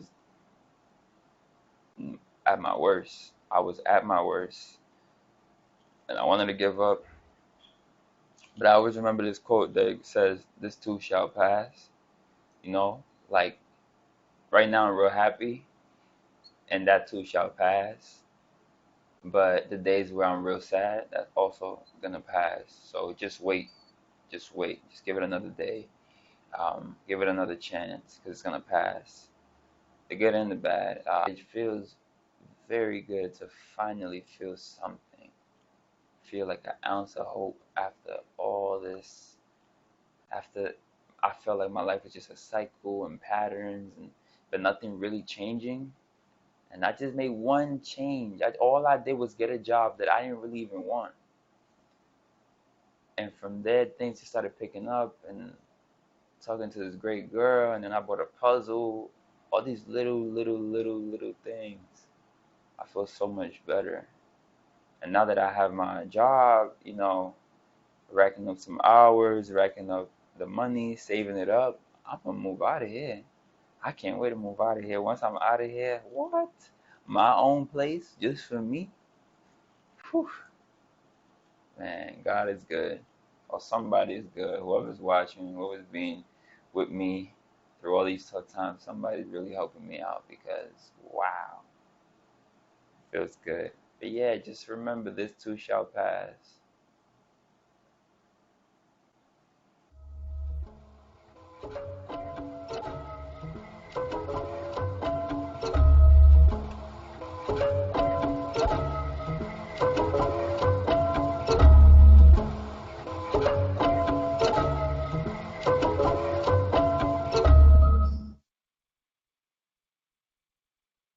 Well, So go ahead, Joshua. I just wanted to say that like I grew up very naive, thinking like I had to do everything alone. And this is not a true story. This is like some fiction, some reality. But I think it's a perspective that a lot of young people take. A lot of people in general, they want to be self-sufficient and they don't want to feel like they have to rely on anyone. But I do think that asking for help or taking the help when you've been offered the help is very, very important. Whether that be in form of mentorship, because a lot of young people too don't have both of their parents. Some of them don't even have either of them. So when you even have an opportunity for someone qualified to be a mentor to you, to give you perspective and hopefully change the trajectory of where your life may end up, it's invaluable. So yeah, I just hope that we can break these patterns for the future generations. It's like they were saying before, it's like a each one teach one. And sometimes it's just a lack of opportunity or lack of knowledge or perspective that puts people in certain predicaments that they could have otherwise avoided. Yeah, thank you all, and I appreciate this opportunity. Thank you. Well, I know that if y'all could, you be snapping, you are snapping, clapping, celebrating. I see it in the chat. Thank you so much, Joshua. Man, didn't he just illuminate the inner narrative that we know is not just in our young people, but in so many of us. And that's such a powerful message, right? That we need to talk to people for our own mental health. I know that I'm constantly having a conversation with myself, and if there's nobody else in that conversation usually goes south real fast. Because there's a lot of junk floating around in my head, and a lot of times it doesn't get cleaned up until I'm able to talk to somebody, share some perspective, even sometimes just hear myself think, but not in my own head. And men, man, we, those of us who identify as men, we got to get over that machismo stuff where we've been taught and we've been socialized to believe that the biggest form of strength is to just keep it all inside and just rely on ourselves. And that's just a lie from the pit of hell. So thank you again, Joshua, so much for just giving us a window into the mind of a young person, for using your talent. The outfit changes, the hair changes. That was not lost on us. Great work. And I'm sure, hopefully, we will be able to get a copy of that video out, if that's okay with Joshua, and if it's okay with the producers. I could see even that video just being a great thing to spark conversation, right? As you've kind of illuminated what goes on in a lot of our minds. So we are going to move forward, and I'm going to introduce the next panel, which I also happen to be facilitating. And so I would love to invite Danny Givens, Timothy Noble Jennings Bay, and Damian Pratt to join me in the screen, if you will. We got Damian here. We have Danny here. All right. And do we have Noble here? Can you hear me, Ruben? I can hear you. Yes. Okay. I'm trying to figure out this camera. Okay. On, there you go. All right. So it's my pleasure to introduce our next panel as we are talking about meeting the moment, the ripples of credible messenger relationships. We have Timothy Jennings Bay, also known as Noble, who is the founder of the Street Addiction Institute in Syracuse, New York. doing groundbreaking work on the ground, but also in theory and research to help unpack the just the trauma that is happening. We have Danny Givens, who is the inaugural director of Transforming Systems Together in Ramsey County, Minnesota. And we also have Damian Pratt, who is the director of Juvenile Justice Services for the Onondaga Department of Children and Families. And Onondaga, if you didn't know, that's where Syracuse is, so also from Syracuse. And so again, we're going to continue our conversation just about how, again, these ripples of relationships are able to then go into areas, as we heard from Arthur, as we heard from Dr. Pryor, go into areas of schools, go into areas of other systems where not only the people who are being served are hurting, but a lot of times those systems are hurting because they don't know how to solve the problem. And it needs fresh energy, it needs fresh ideas, it needs fresh perspective. So thank you, brothers, for joining me here. And I'd like to just start with you, Noble, for each of you, just to give us a little bit of background. But what was it that you were doing in your work? And then how did that work that you were doing start to lead into some ripples of relationships? And so let's get a little bit of the backstory of who you are in your work, and then we'll kind of move on into talking about some of those intersections and where the work is moving. But let's start with you, Noble. Okay, good afternoon. My name is Timothy Jennings Bay, also known as Noble. I've been involved in this work, violence prevention, gang prevention work for the last 26 years here in the city of Syracuse. Naturally, some of that work evolved into my work with trauma, responding to homicide scenes and, helping families move forward, when they are faced with those difficult situations and, working with, local hospitals here, police personnel. And out of that came the theory that I coined called street addiction, which highlights the fact that the streets have an addictive nature, just like cocaine, alcohol, or gambling. People reared in that process or exposed to the streets on that level are in need of respite and rehabilitation before you can mainstream them back into any quote unquote traditional school setting, career path, or job placement. And the work is, kind of the work which was said, previously during the conference, that ripple effect that goes out from where you stand as an individual and your perspective on the work, and based off of, my own personal experience and having the opportunity to be involved with, systems on that level. Because I always look at it as a relationship of transference onto things as an educative process.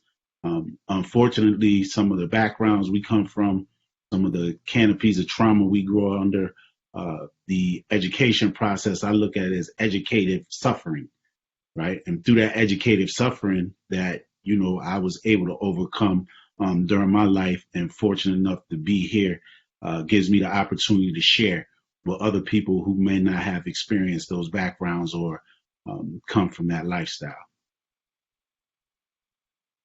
All right, thank you, Noble. And let's go over to you, Damian, because you came up on the system side of things, but from listening to you talk, I know that these ripples of relationships kind of affected your work on the ground, but then started to ripple into how you made policy and how you made initiatives within a government system. So tell us a little bit about how that happened. Thanks, Ruben. So I really got my start at probation, and I was a youth probation officer for 8 years before coming into more of an administrative role. And we were really committed to doing a lot of what we felt like was really good juvenile justice reform, really trying to remove the lower end youth or the lower risk youth out of our system. And when we looked at our data over a 10-year period going from 2006 to 2016, we were really proud of the work we did because we saw dramatic reductions, 85% reductions in youth coming onto supervision or being detained or being removed from the community and placed. So we felt really good about the work we were doing. But then when we took a deeper dive, we saw some things that we weren't so proud of. The fact that a lot of the youth that were benefiting from that reform work were youth that were coming from suburban communities, predominantly white communities. and we were actually increasing our racial and ethnic disparities. And we felt that we looked at the array of providers we were working with at the time, most of which that were really, really doing some outstanding work.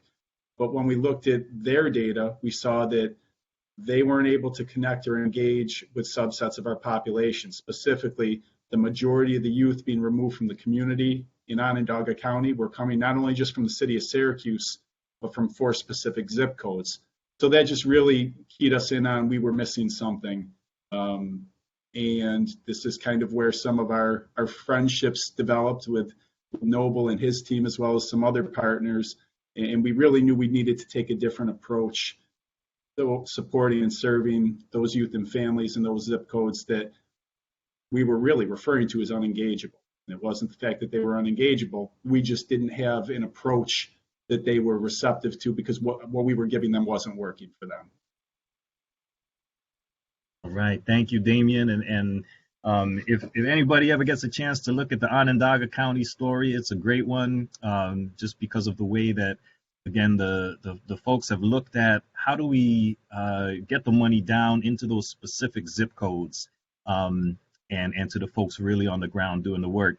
Danny, you started out doing work in the streets and now have sort of moved into this position now within the county as the Director of Transforming Systems Together. So tell us a little bit about that journey and how that works. Been quite the journey. Before there was the term credible messengers that was coined, and I'm thankful for whoever coined it, amen. There was, in our community, the real ones, right? The homies who were really real with it, that we respected and valued it. So I fall under that umbrella in my community. Myself, I'm a survivor of both sides of the gun. When I was 18 years old, I had participated in a robbery. Actually, I'm saying, let me take responsibility. I'm sorry. I led a robbery of a local nightclub that involved the shooting of an off-duty police officer, where I myself was shot during that process. I spent 12 years in a Minnesota State prison. So I came home about 31, and during that time had an amazing encounter with God that really kind of redirected some things for me. I came home in 2008, started a church maybe about 3 years after I got out. And quickly after I started the church, I found my congregation being largely comprised of folks who had detached themselves from the church. Some of the homies who, like Brother Noble say, that were, had that street addiction and could, really vibe with the, my particular flavor of the gospel, is the people who I was, that were drawn to me. And I found a lot of my following had came out of, unfortunately here in Minnesota, we have an iteration of traditionalism and conservatism as it pertains to our faith, right? Where we're ostracizing, our community members who are impacted by gun violence. The Black church has been criminalizing our families who have been impacted by group and gun violence. And so for me, it was like, I don't care how nice my church is. Y'all can come in here smelling like weed or whatever. I want to be of service to you all and be in right relationship with you all because I know how that trauma moves. And so that continued to color in the lines for me. Ended up becoming one of the leaders of Black Lives Matter Minneapolis here. So Jamar Clark, 4th Recent Occupation, Philando Castile was my little brother's best friend. I was really deep in the movement and retired after they didn't indict or didn't find Geronimo Yanez guilty of that. It was just a little bit much for me. And so it was maybe about a year after that I was approached by a couple elders in my community who are stakeholders within Ramsey County and was like, we would love for you to come in and create an initiative that would address group and gun violence within our community that was unique to our landscape.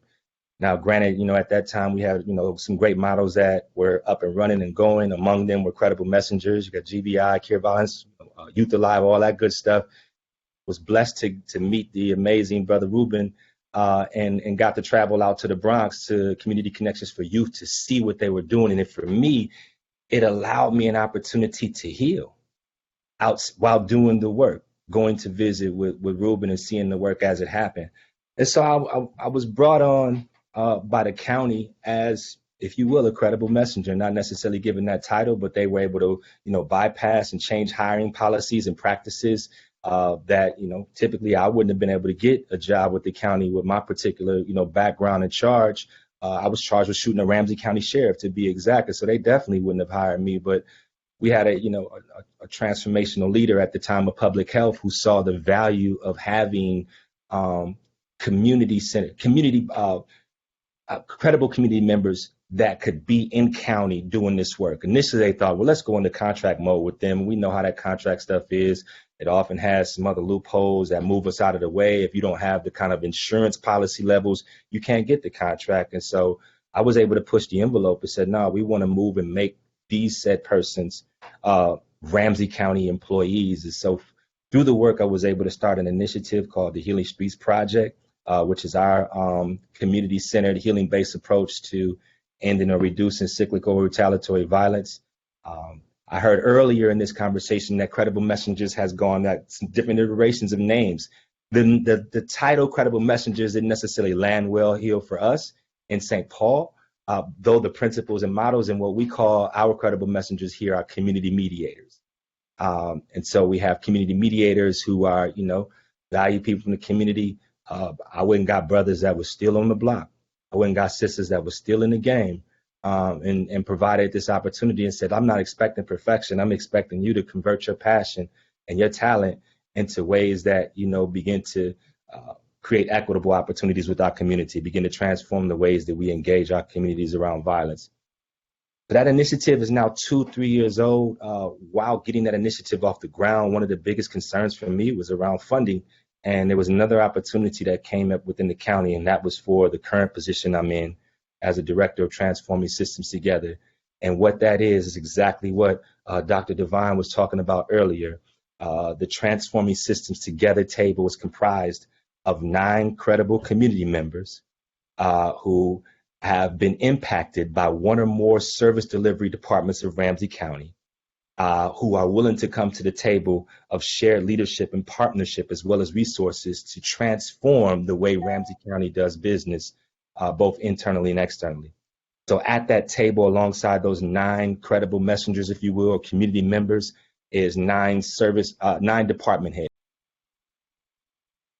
You have the Ramsey County Attorney at the table, Department Head of Social Services, Department Head of Finance, the Sheriff. So there's, public health. There's all of these departments that are at the table. And we were able to, after about a year, identify no less than 133 things that were wrong or broken within Ramsey County. And of that 133, we synthesized it down to about 3 categories. And so the number one category that we see that is causing the most harm to our community is the child welfare system, child protection, and foster care services here, corrections, and mental health. So we chose child welfare and child protection as our North Star last August.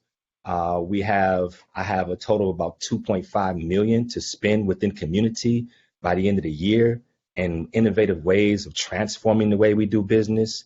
And this all, again, led by credible community members who have been able to infiltrate the system, if you will, in a way to be able to position our people to be at the table, not on the menu. I'm done, Ruben. Wow. So that's incredible. So 9 community members meeting with 9 system heads. And I love it that it's not 9 system heads and 1 token community member, because we've seen that formula before. But it's so interesting. You mentioned child welfare, and I know also in Onondaga County, the agency, Damien, that you're a part of also kind of extends, right? So it includes child welfare services. It includes some other things. But let's talk about child welfare for a second, because man, it does seem to me, right, like people have sort of understood and made space for credible messengers as far as violence interrupters and mediators, right? That's kind of become accepted in a lot of places. Juvenile justice systems seem to have recognized, man, credible messengers work. But we got some other systems that also seem to feel like sometimes maybe they even got to protect children from credible messengers, right? Child protective, as if those are their kids and not the community's kids, or education systems that won't hire credible messengers. But let me ask you guys, also in Onondaga, how have credible messengers been able to sort of make inroads into child welfare, into other systems that maybe have had more gates up as far as the community is concerned? I think for us, this was always part of the strategic plan moving into that direction. The youth justice system is a reactionary system. We don't start working with the youth unless something bad's happened or allegedly bad has happened. The way we structured some of our contracts with some of our great community-based providers was they were really tasked with serving some of the youth with the most challenging set of risk factors in our community. And I think that if we said we had 140 youth identified from these 4 geographic zip codes, these are the youth that were really being detained or removed from the community. If we could show, or partnering with these organizations like Nobles, Street Addiction could show success working with that population of youth. Logically, the next step would be to become more preventative in rolling those services out to child welfare, because we did a study in our detention center about 6 years ago, and at the time we found that out of all the youth in the facility, 86% of youth had either active or recent child welfare involvement within 2 years. We know that today's child welfare cases, if we don't change trajectory, there's a greater likelihood that they become tomorrow's juvenile justice cases. So this is a process that's ongoing. I'm going to be presenting to all 200 members of our child welfare department next Thursday, and really on the importance of relationships with community-based providers, and really the great outcomes that we see as a result of that. We've seen a 15% drop in the last 6 years of youth from those 4 zip codes I mentioned being placed on probation. And while 6 years ago, 83% of all our placements and our removals from the community came from those zip codes, today we're down to 54%. I don't think that we're going to rest on those laurels, and we're not satisfied with that level of success. We know there's more work to be done, but all the data is there to support that this approach and a lot of the things. And I know Noble's on the call. He can speak to the magic and what him and his team do, but it really does work, and it's valued and appreciated. That's amazing. Those reductions are great. And Noble, so tell me a little bit about what that looks like when you do get that opportunity to intervene early, before there's a crisis, right? Before there's an arrest or a shooting. What is it that you all are doing on the ground with families and young people, and how is that making a difference? Well, the approach we take is that with these particular zip codes, we know they're under these canopies of trauma, so everybody is at risk, right? From household to household, because we know in this dynamic over the years, it's proven that anything can happen tragic at any given time and in any given situation. So we create a process where we stress education to the young people, right? Because the great thing about our country is you could change the trajectory of your family in one generation through an educational process. So we really stress, education, have sponsors on the ground that's checking in with the schools and with the family to make sure the education process is intact. And then we also get them outside of the community. When traumatized people go through things, new experiences kind of heal those synapses to the brain that was severed by things that the eyes take in or with the ears hear as it relates to trauma. So to get them outside of the environment, like to go camping, to go white water rafting, to go to 1,000 Islands, which is a great place here up in upstate New York, just to enhance the relationship building and giving the young people another perspective. Because what happens a lot of times, we live between stoplight to stoplight. We don't necessarily project our imagination outside of our quote unquote hood or neighborhoods. So to give the young people the opportunity to have another perspective and to share in that experience, right? And keep it on a consistent basis. Something you said, Ruben, a lot of times people are reluctant to let us into longstanding traditional processes because they don't trust us because of the environments that we come from, right? So with us, especially with me, my big thing is to wear integrity on the sleeve alongside your character with a great level of consistency. One thing that I set out to do, and I did separate here in upstate New York, just like I'm sure in other places around the country, it is very cold here between the months of, October to June, right? The trauma work that we do when these gunshots go off on a 24-hour basis in the community, myself and my trauma team, we are on 24-hour call, right? So that was the passion and the level of consistency, because you can't pay me enough to get up and leave my family to go out into the community to stand over dead children. Like, really, what's the price on that? So for me, it's a ministry. I never looked at it as a job. And a lot of people didn't know, for about 8.5 to 10 years, we did that on a volunteer basis. We weren't even getting paid, but I felt it was important to take the approach of the field of dreams. You build it and they'll come, right? So I didn't necessarily look at the dollar amount that was attached to it, because I think the greatest investment we can make is into the human spirit. And that's the approach that, we take and that we stand on. So we hear that theme so much, right, of credible messengers who are really essentially doing the work out of love, out of spirit, out of giving, not demanding or expecting the compensation. And yet at the same time, we see so many dollars being spent on things that are not working, right? And it always makes us go, what if these resources could be rerouted?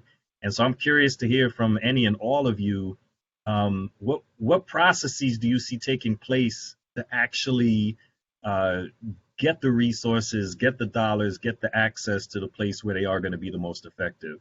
And what barriers are coming up, and how are you overcoming those barriers about that lack of trust or people who don't want to make the investment in the right places? I can tell you, I'm in a unique situation, brothers, in that I'm at the table where I'm the CEO of the largest grant making table in the county. So I have the resource. Right now, currently, for any impacted family, youth, young adult, justice involved, youth or young adult, I got a $10,000 backing to support them in getting grounded and getting stabilized.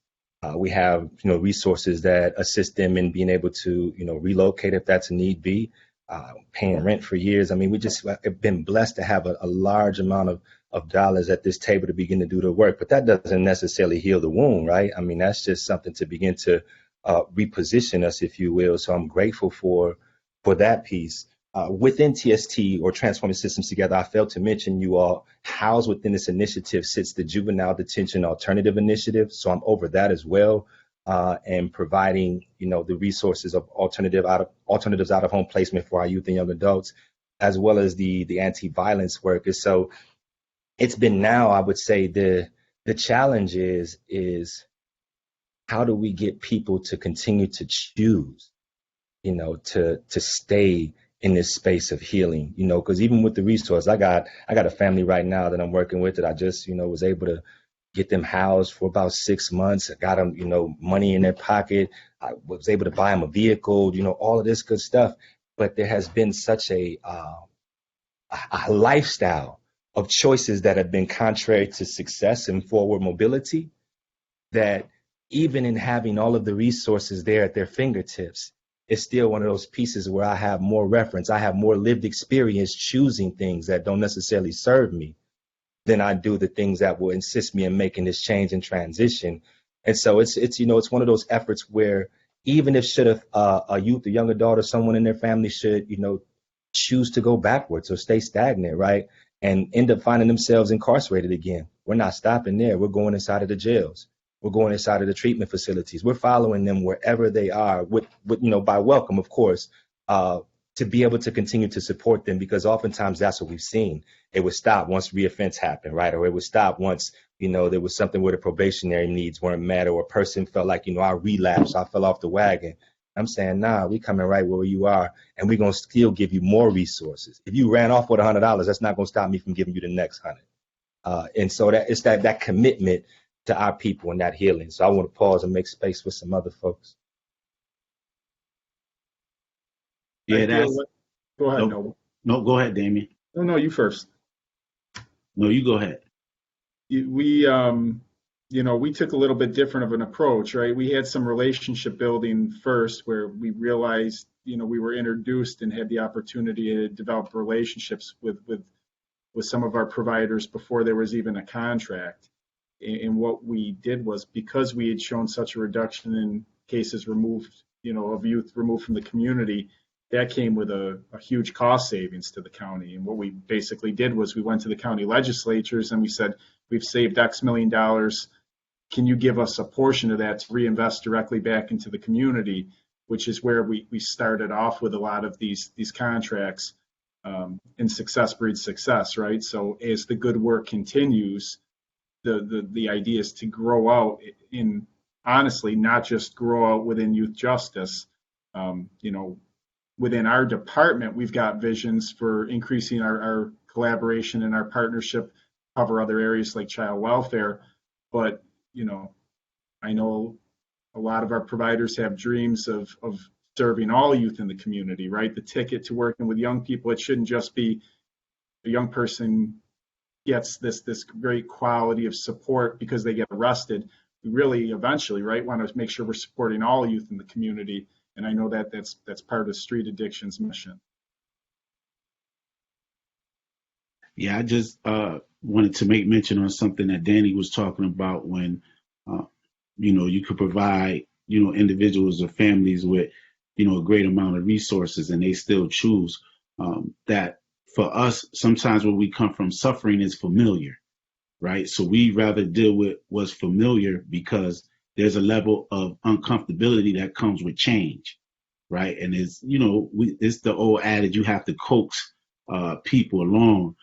There's an aspect that we have, and, Damien, I was fortunate enough to come into the juvenile facility at one point, I think pre-COVID, where I presented to the staff the aspect of street addiction called street tox. Just like detox is street tox, because, you kind of have to create a decompression chamber in the work, like it was said early on, because the individuals that you task to do the work with the community, they come from the same zip codes, right? And interfacing with those families, those triggers could come alive, which we call trauma, the invisible demon. And then those people will start to run from, life-giving things, because we all evolve and come out of a culture of death. Rather it's the music, the social engineering processes that we go through, and just participating in certain, neighborhood activity or gang activity. So it's important, like Danny said, to, always be consistent, especially with the children and the families, so they know we're not going away. Like, we in this for the long haul, and try to create a family feel, because our families have been broken because of the crack epidemic, because of the heroin, because of the poverty. So to create that family feel, to say, no, this goes beyond the work at some point. This goes beyond programming. We're rebuilding families, and in rebuilding families, simultaneously you rebuild community in all aspects. I'm sure that the folks who are listening are just hearing gems, are hearing stuff that's getting you thinking and excited. So let's just open the floor a bit. If you want to ask some questions, if you want to know more about what's going on, put that into the chat, and give our panelists a chance to respond to some of your questions, and then we'll come back for some closing thoughts. But the floor is open for questions.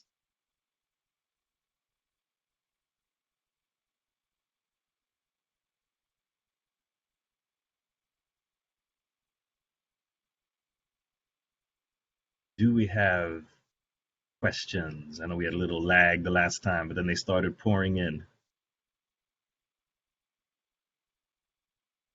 So I'll ask a question while we're waiting for some other questions to go. But if you were to think about sort of what's the next frontier, or what is the next door that needs to be opened for this approach, as far as places where to tell the truth, right? Government systems, traditional service providers, traditional approaches have not been making the impact that they're supposed to make.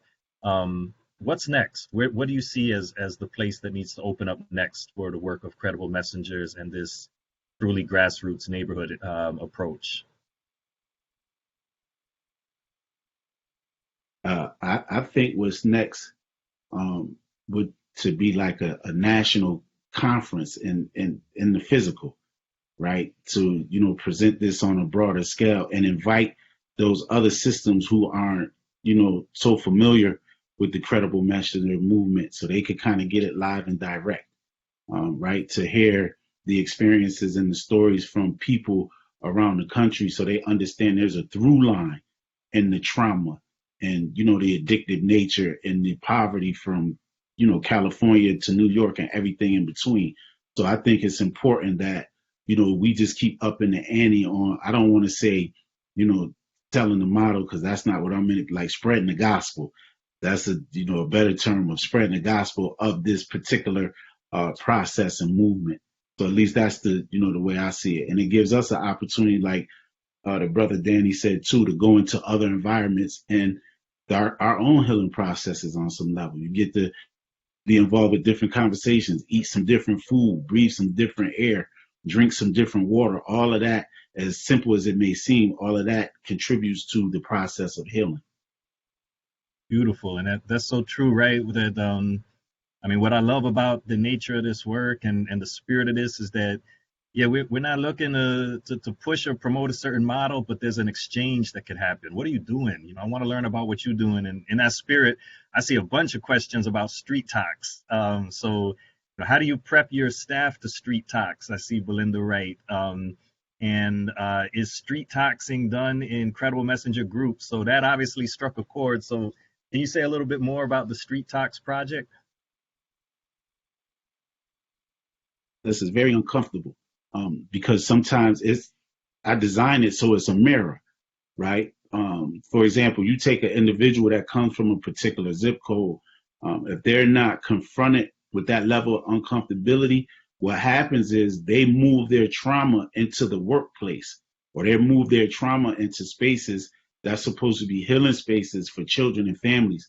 And if you're not careful, then you'll create two client bases for yourself, the people we're trying to serve, and you'll have that same process going on with your staff.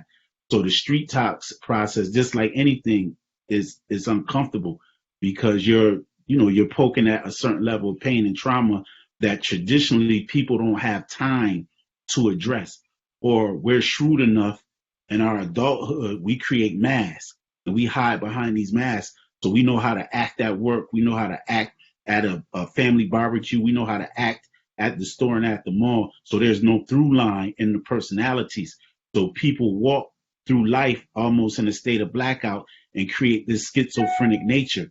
So once the information is presented before people, like I said, naturally there's a level of uncomfortability. And out of that, the healing takes place because of conversations like this. And even in that, you have to coast along because people don't trust other people based on their life experiences. One reason young people run to the gun and not to an adult because they don't trust us in many different situations, especially when there's instances of life and death. I see a question from Coy Graham who says, Damien, do you have any advice for people in other states on finding or connecting with someone in your position in their area of work? I think that what we found helpful here, and Danny might want to comment on it too, because I know Danny's mentioned several times that he's a JDAI coordinator. We don't do JDI in New York State anymore, but at one time we did. And I know what was really helpful for us was to go on some of these immersion experiences. So we had the opportunity to go meet with Albino Garcia in Albuquerque, New Mexico. We had an opportunity to come to the South Bronx and see Community Connections for Youth's operation. And when we did that, we had kind of a multidisciplinary group of individuals come on those experiences to get buy-in, right? So it can't be about one person, because if your whole system is based off of one person, if that one person leaves or moves on to something else, those relationships that were formed don't mean anything. You really have to get buy-in from a variety of stakeholders. So, you know, when we've taken some of these immersion opportunities and we bring someone from a prosecutor from the law department and they're sitting and going through the same experience with our family court judge and with our community providers, having those shared experiences, really connecting on a different level, you just get a better appreciation for where individuals' passion lies. So I would say, you know, the things that are created in a variety of places, it's not about recreating them the same way, but it's about learning what other people's processes were. I know we'd be happy to speak in greater detail. You know, Noble, myself, the family court judge, the deputy county executive, we like to really do this type of presentation together because at the core of it, it was the relationships we established. And if any one of us takes a step back, the whole, you know, house of cards doesn't fall down because everyone was involved in the buy-in. So I don't know, Danny, anything you want to share through your JDAI experience? I inherited my JDAI work. I think like so many of the spaces where we're seeing the work of innovation and transformation taking place within systems and within community, and particularly during the pandemic, the coordinator that was under me got burnt out. I mean, he was frontlining it as well as, doing the JDAI pieces. So I inherited JDAI in this past, this past September. I inherited it as a job, but I'm a survivor of our juvenile justice system. So I have a unique lens when it comes to that and understanding that need there. And we've been pumping a lot of resources in actually seeding new entities and or orgs that would begin to offer alternatives to out-of-home placement. So there are these mental health, therapeutic type environments that, aren't locked doors. And so, for example, there's an organization that was just getting started up. We were able to give them a tax foreclosed seized property, and then we fronted them out, I think maybe we gave them $50,000 to renovate the house and get it all, reinforced in the walls so you can't punch holes and all that type of stuff. And then gave them a contract to house, our youth and young adults. I think I'm paying them somewhere around $3,000 a day for it. And so, it's great compensation there. However, the flip side of that challenge is much like Brother Noble talked about. So many of our people who are actually coming to provide those services are in need of services themselves. And so the case manager, the youth worker, the navigator is only as good as they are healed, and so it's up until the point that their trauma is triggered. And then now I'm providing direct service. So that's where it's been some of the challenge, but it's something that I'm open to talking more about with people. I did put my information in the chat. So if folks want to reach out, I'd be willing to have a deeper dive, a conversation. I'm even willing to get flued out. So just let me know. Let me just ask each of you to just share one thing in 30 seconds or less. But if the money wasn't an issue and the legislation and the bureaucracy wasn't an issue, what's the next thing you would do?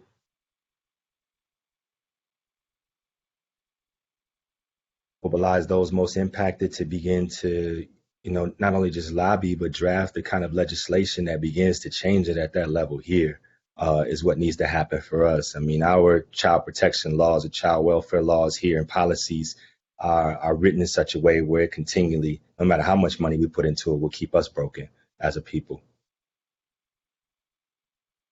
Yeah, like I always said, to create that, that process and dynamic where the families and the young people have more voice, based on, their needs and, kind of living at ground zero as it relates to all of the work. And I think the only thing that makes us human and binds us together is our ability to laugh, right? When sometimes it calls for crying, and also acknowledging the suffering of others, because that kind of, keeps the spirit in check and lets you know that the work is never done.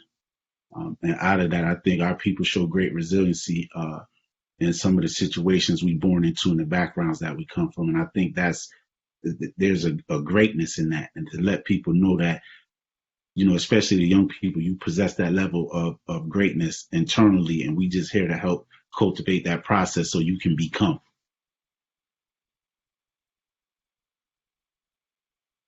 And I mean, I know we've talked a lot about it, but I just much earlier intervention before anything even becomes a juvenile justice related matter. Using this approach to support youth and families 5 or 6 years. Here in New York State, we've got a piece of legislation that passes in December that youth under the age of 12 can no longer be arrested for an act of delinquency. And I think that we all really agree that is a really positive, that's a step in the right direction.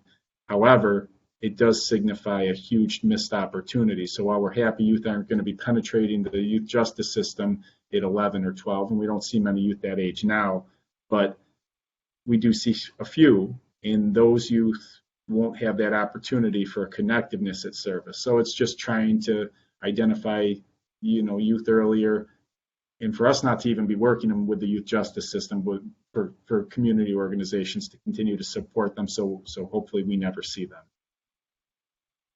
Right. Well, I want to thank all of you for your time and for your time on this call, but more importantly, just for the work that you're doing and the space that you're making for this work. So thank you. And I'm sure folks are going to be reaching out to you and wanting to learn more about the work that you're doing and the way that you're doing it. So let's give another digital round of applause to our panelists. And we are almost about to wrap up. It's been... Hey, Ruben, there was a pressing question that Yancey Ship has asked about 3 different times in the chat. I don't know if we have maybe 60 seconds to give some feedback to that person. Okay, yeah, go ahead. I know in my situation, the question is, when recruiting community members or credible messengers, is there a certain time period that they must have from their last incarceration, and what other criteria is considered outside of them being credible in the community? I know for me, I came home from prison with 2 college degrees ready to roll, so I was ready to get to work. It's a case-by-case thing here in Minnesota that we use, or particularly in St. Paul, and rather than using this cookie-cutter approach. But I'm definitely open to talking more about that, Yancey and others, if you all would like some more dialogue. Right. Thank you. So let's give our panelists another round of applause.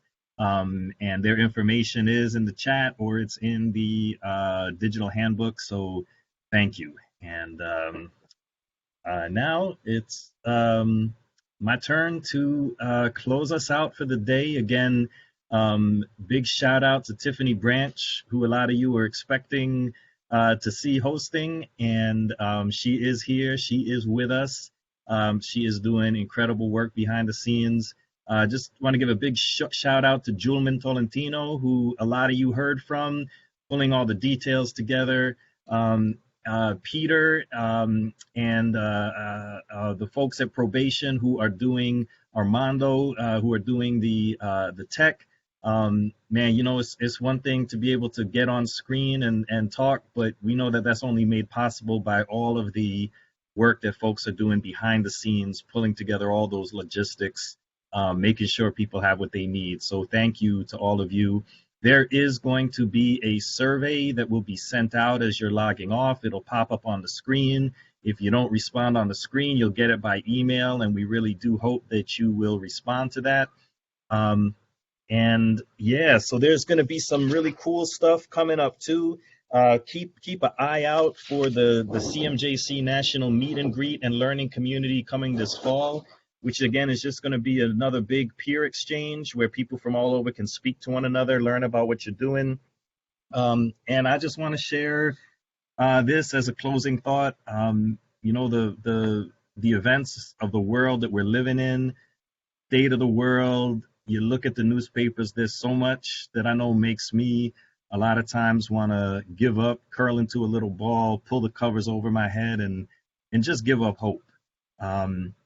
And if there's one thing that does give me hope, it continues to be in just looking at the examples of people who should have every right to give up hope, should have every right to just throw in the towel, who should have every right to see what they've been through, to see what systems have done, to see the pain that they've gone through, and yet, despite all of that, have chosen to lay down their lives, to make a sacrifice, to give of themselves so that others would be set free. And so many of the folks on this call are doing that despite their own trauma, despite the things that they've been through, despite the things that they've suffered, have decided, I'm going to lay down my life. I'm going to sacrifice myself so that others may go free, which I truly believe is one of the greatest spiritual things that you can do. So for all of you who are doing that, Thank you for all of you who are giving of yourselves that others might have a chance. That is a thing that I believe comes straight from the love of God. And so thank you for that. Please don't be a stranger. Please be in touch. If we don't have the answers to your questions, we will try to connect you with somebody who does. And so for the Credible Messenger Justice Center, for all the folks who participated in this, we thank you for being part of this. We thank you for being part of us. We thank you for the work that you're doing. And I pray that you go forth in peace and in healing and in love, and that we do create this better world together. So thank you, and we will see you next time.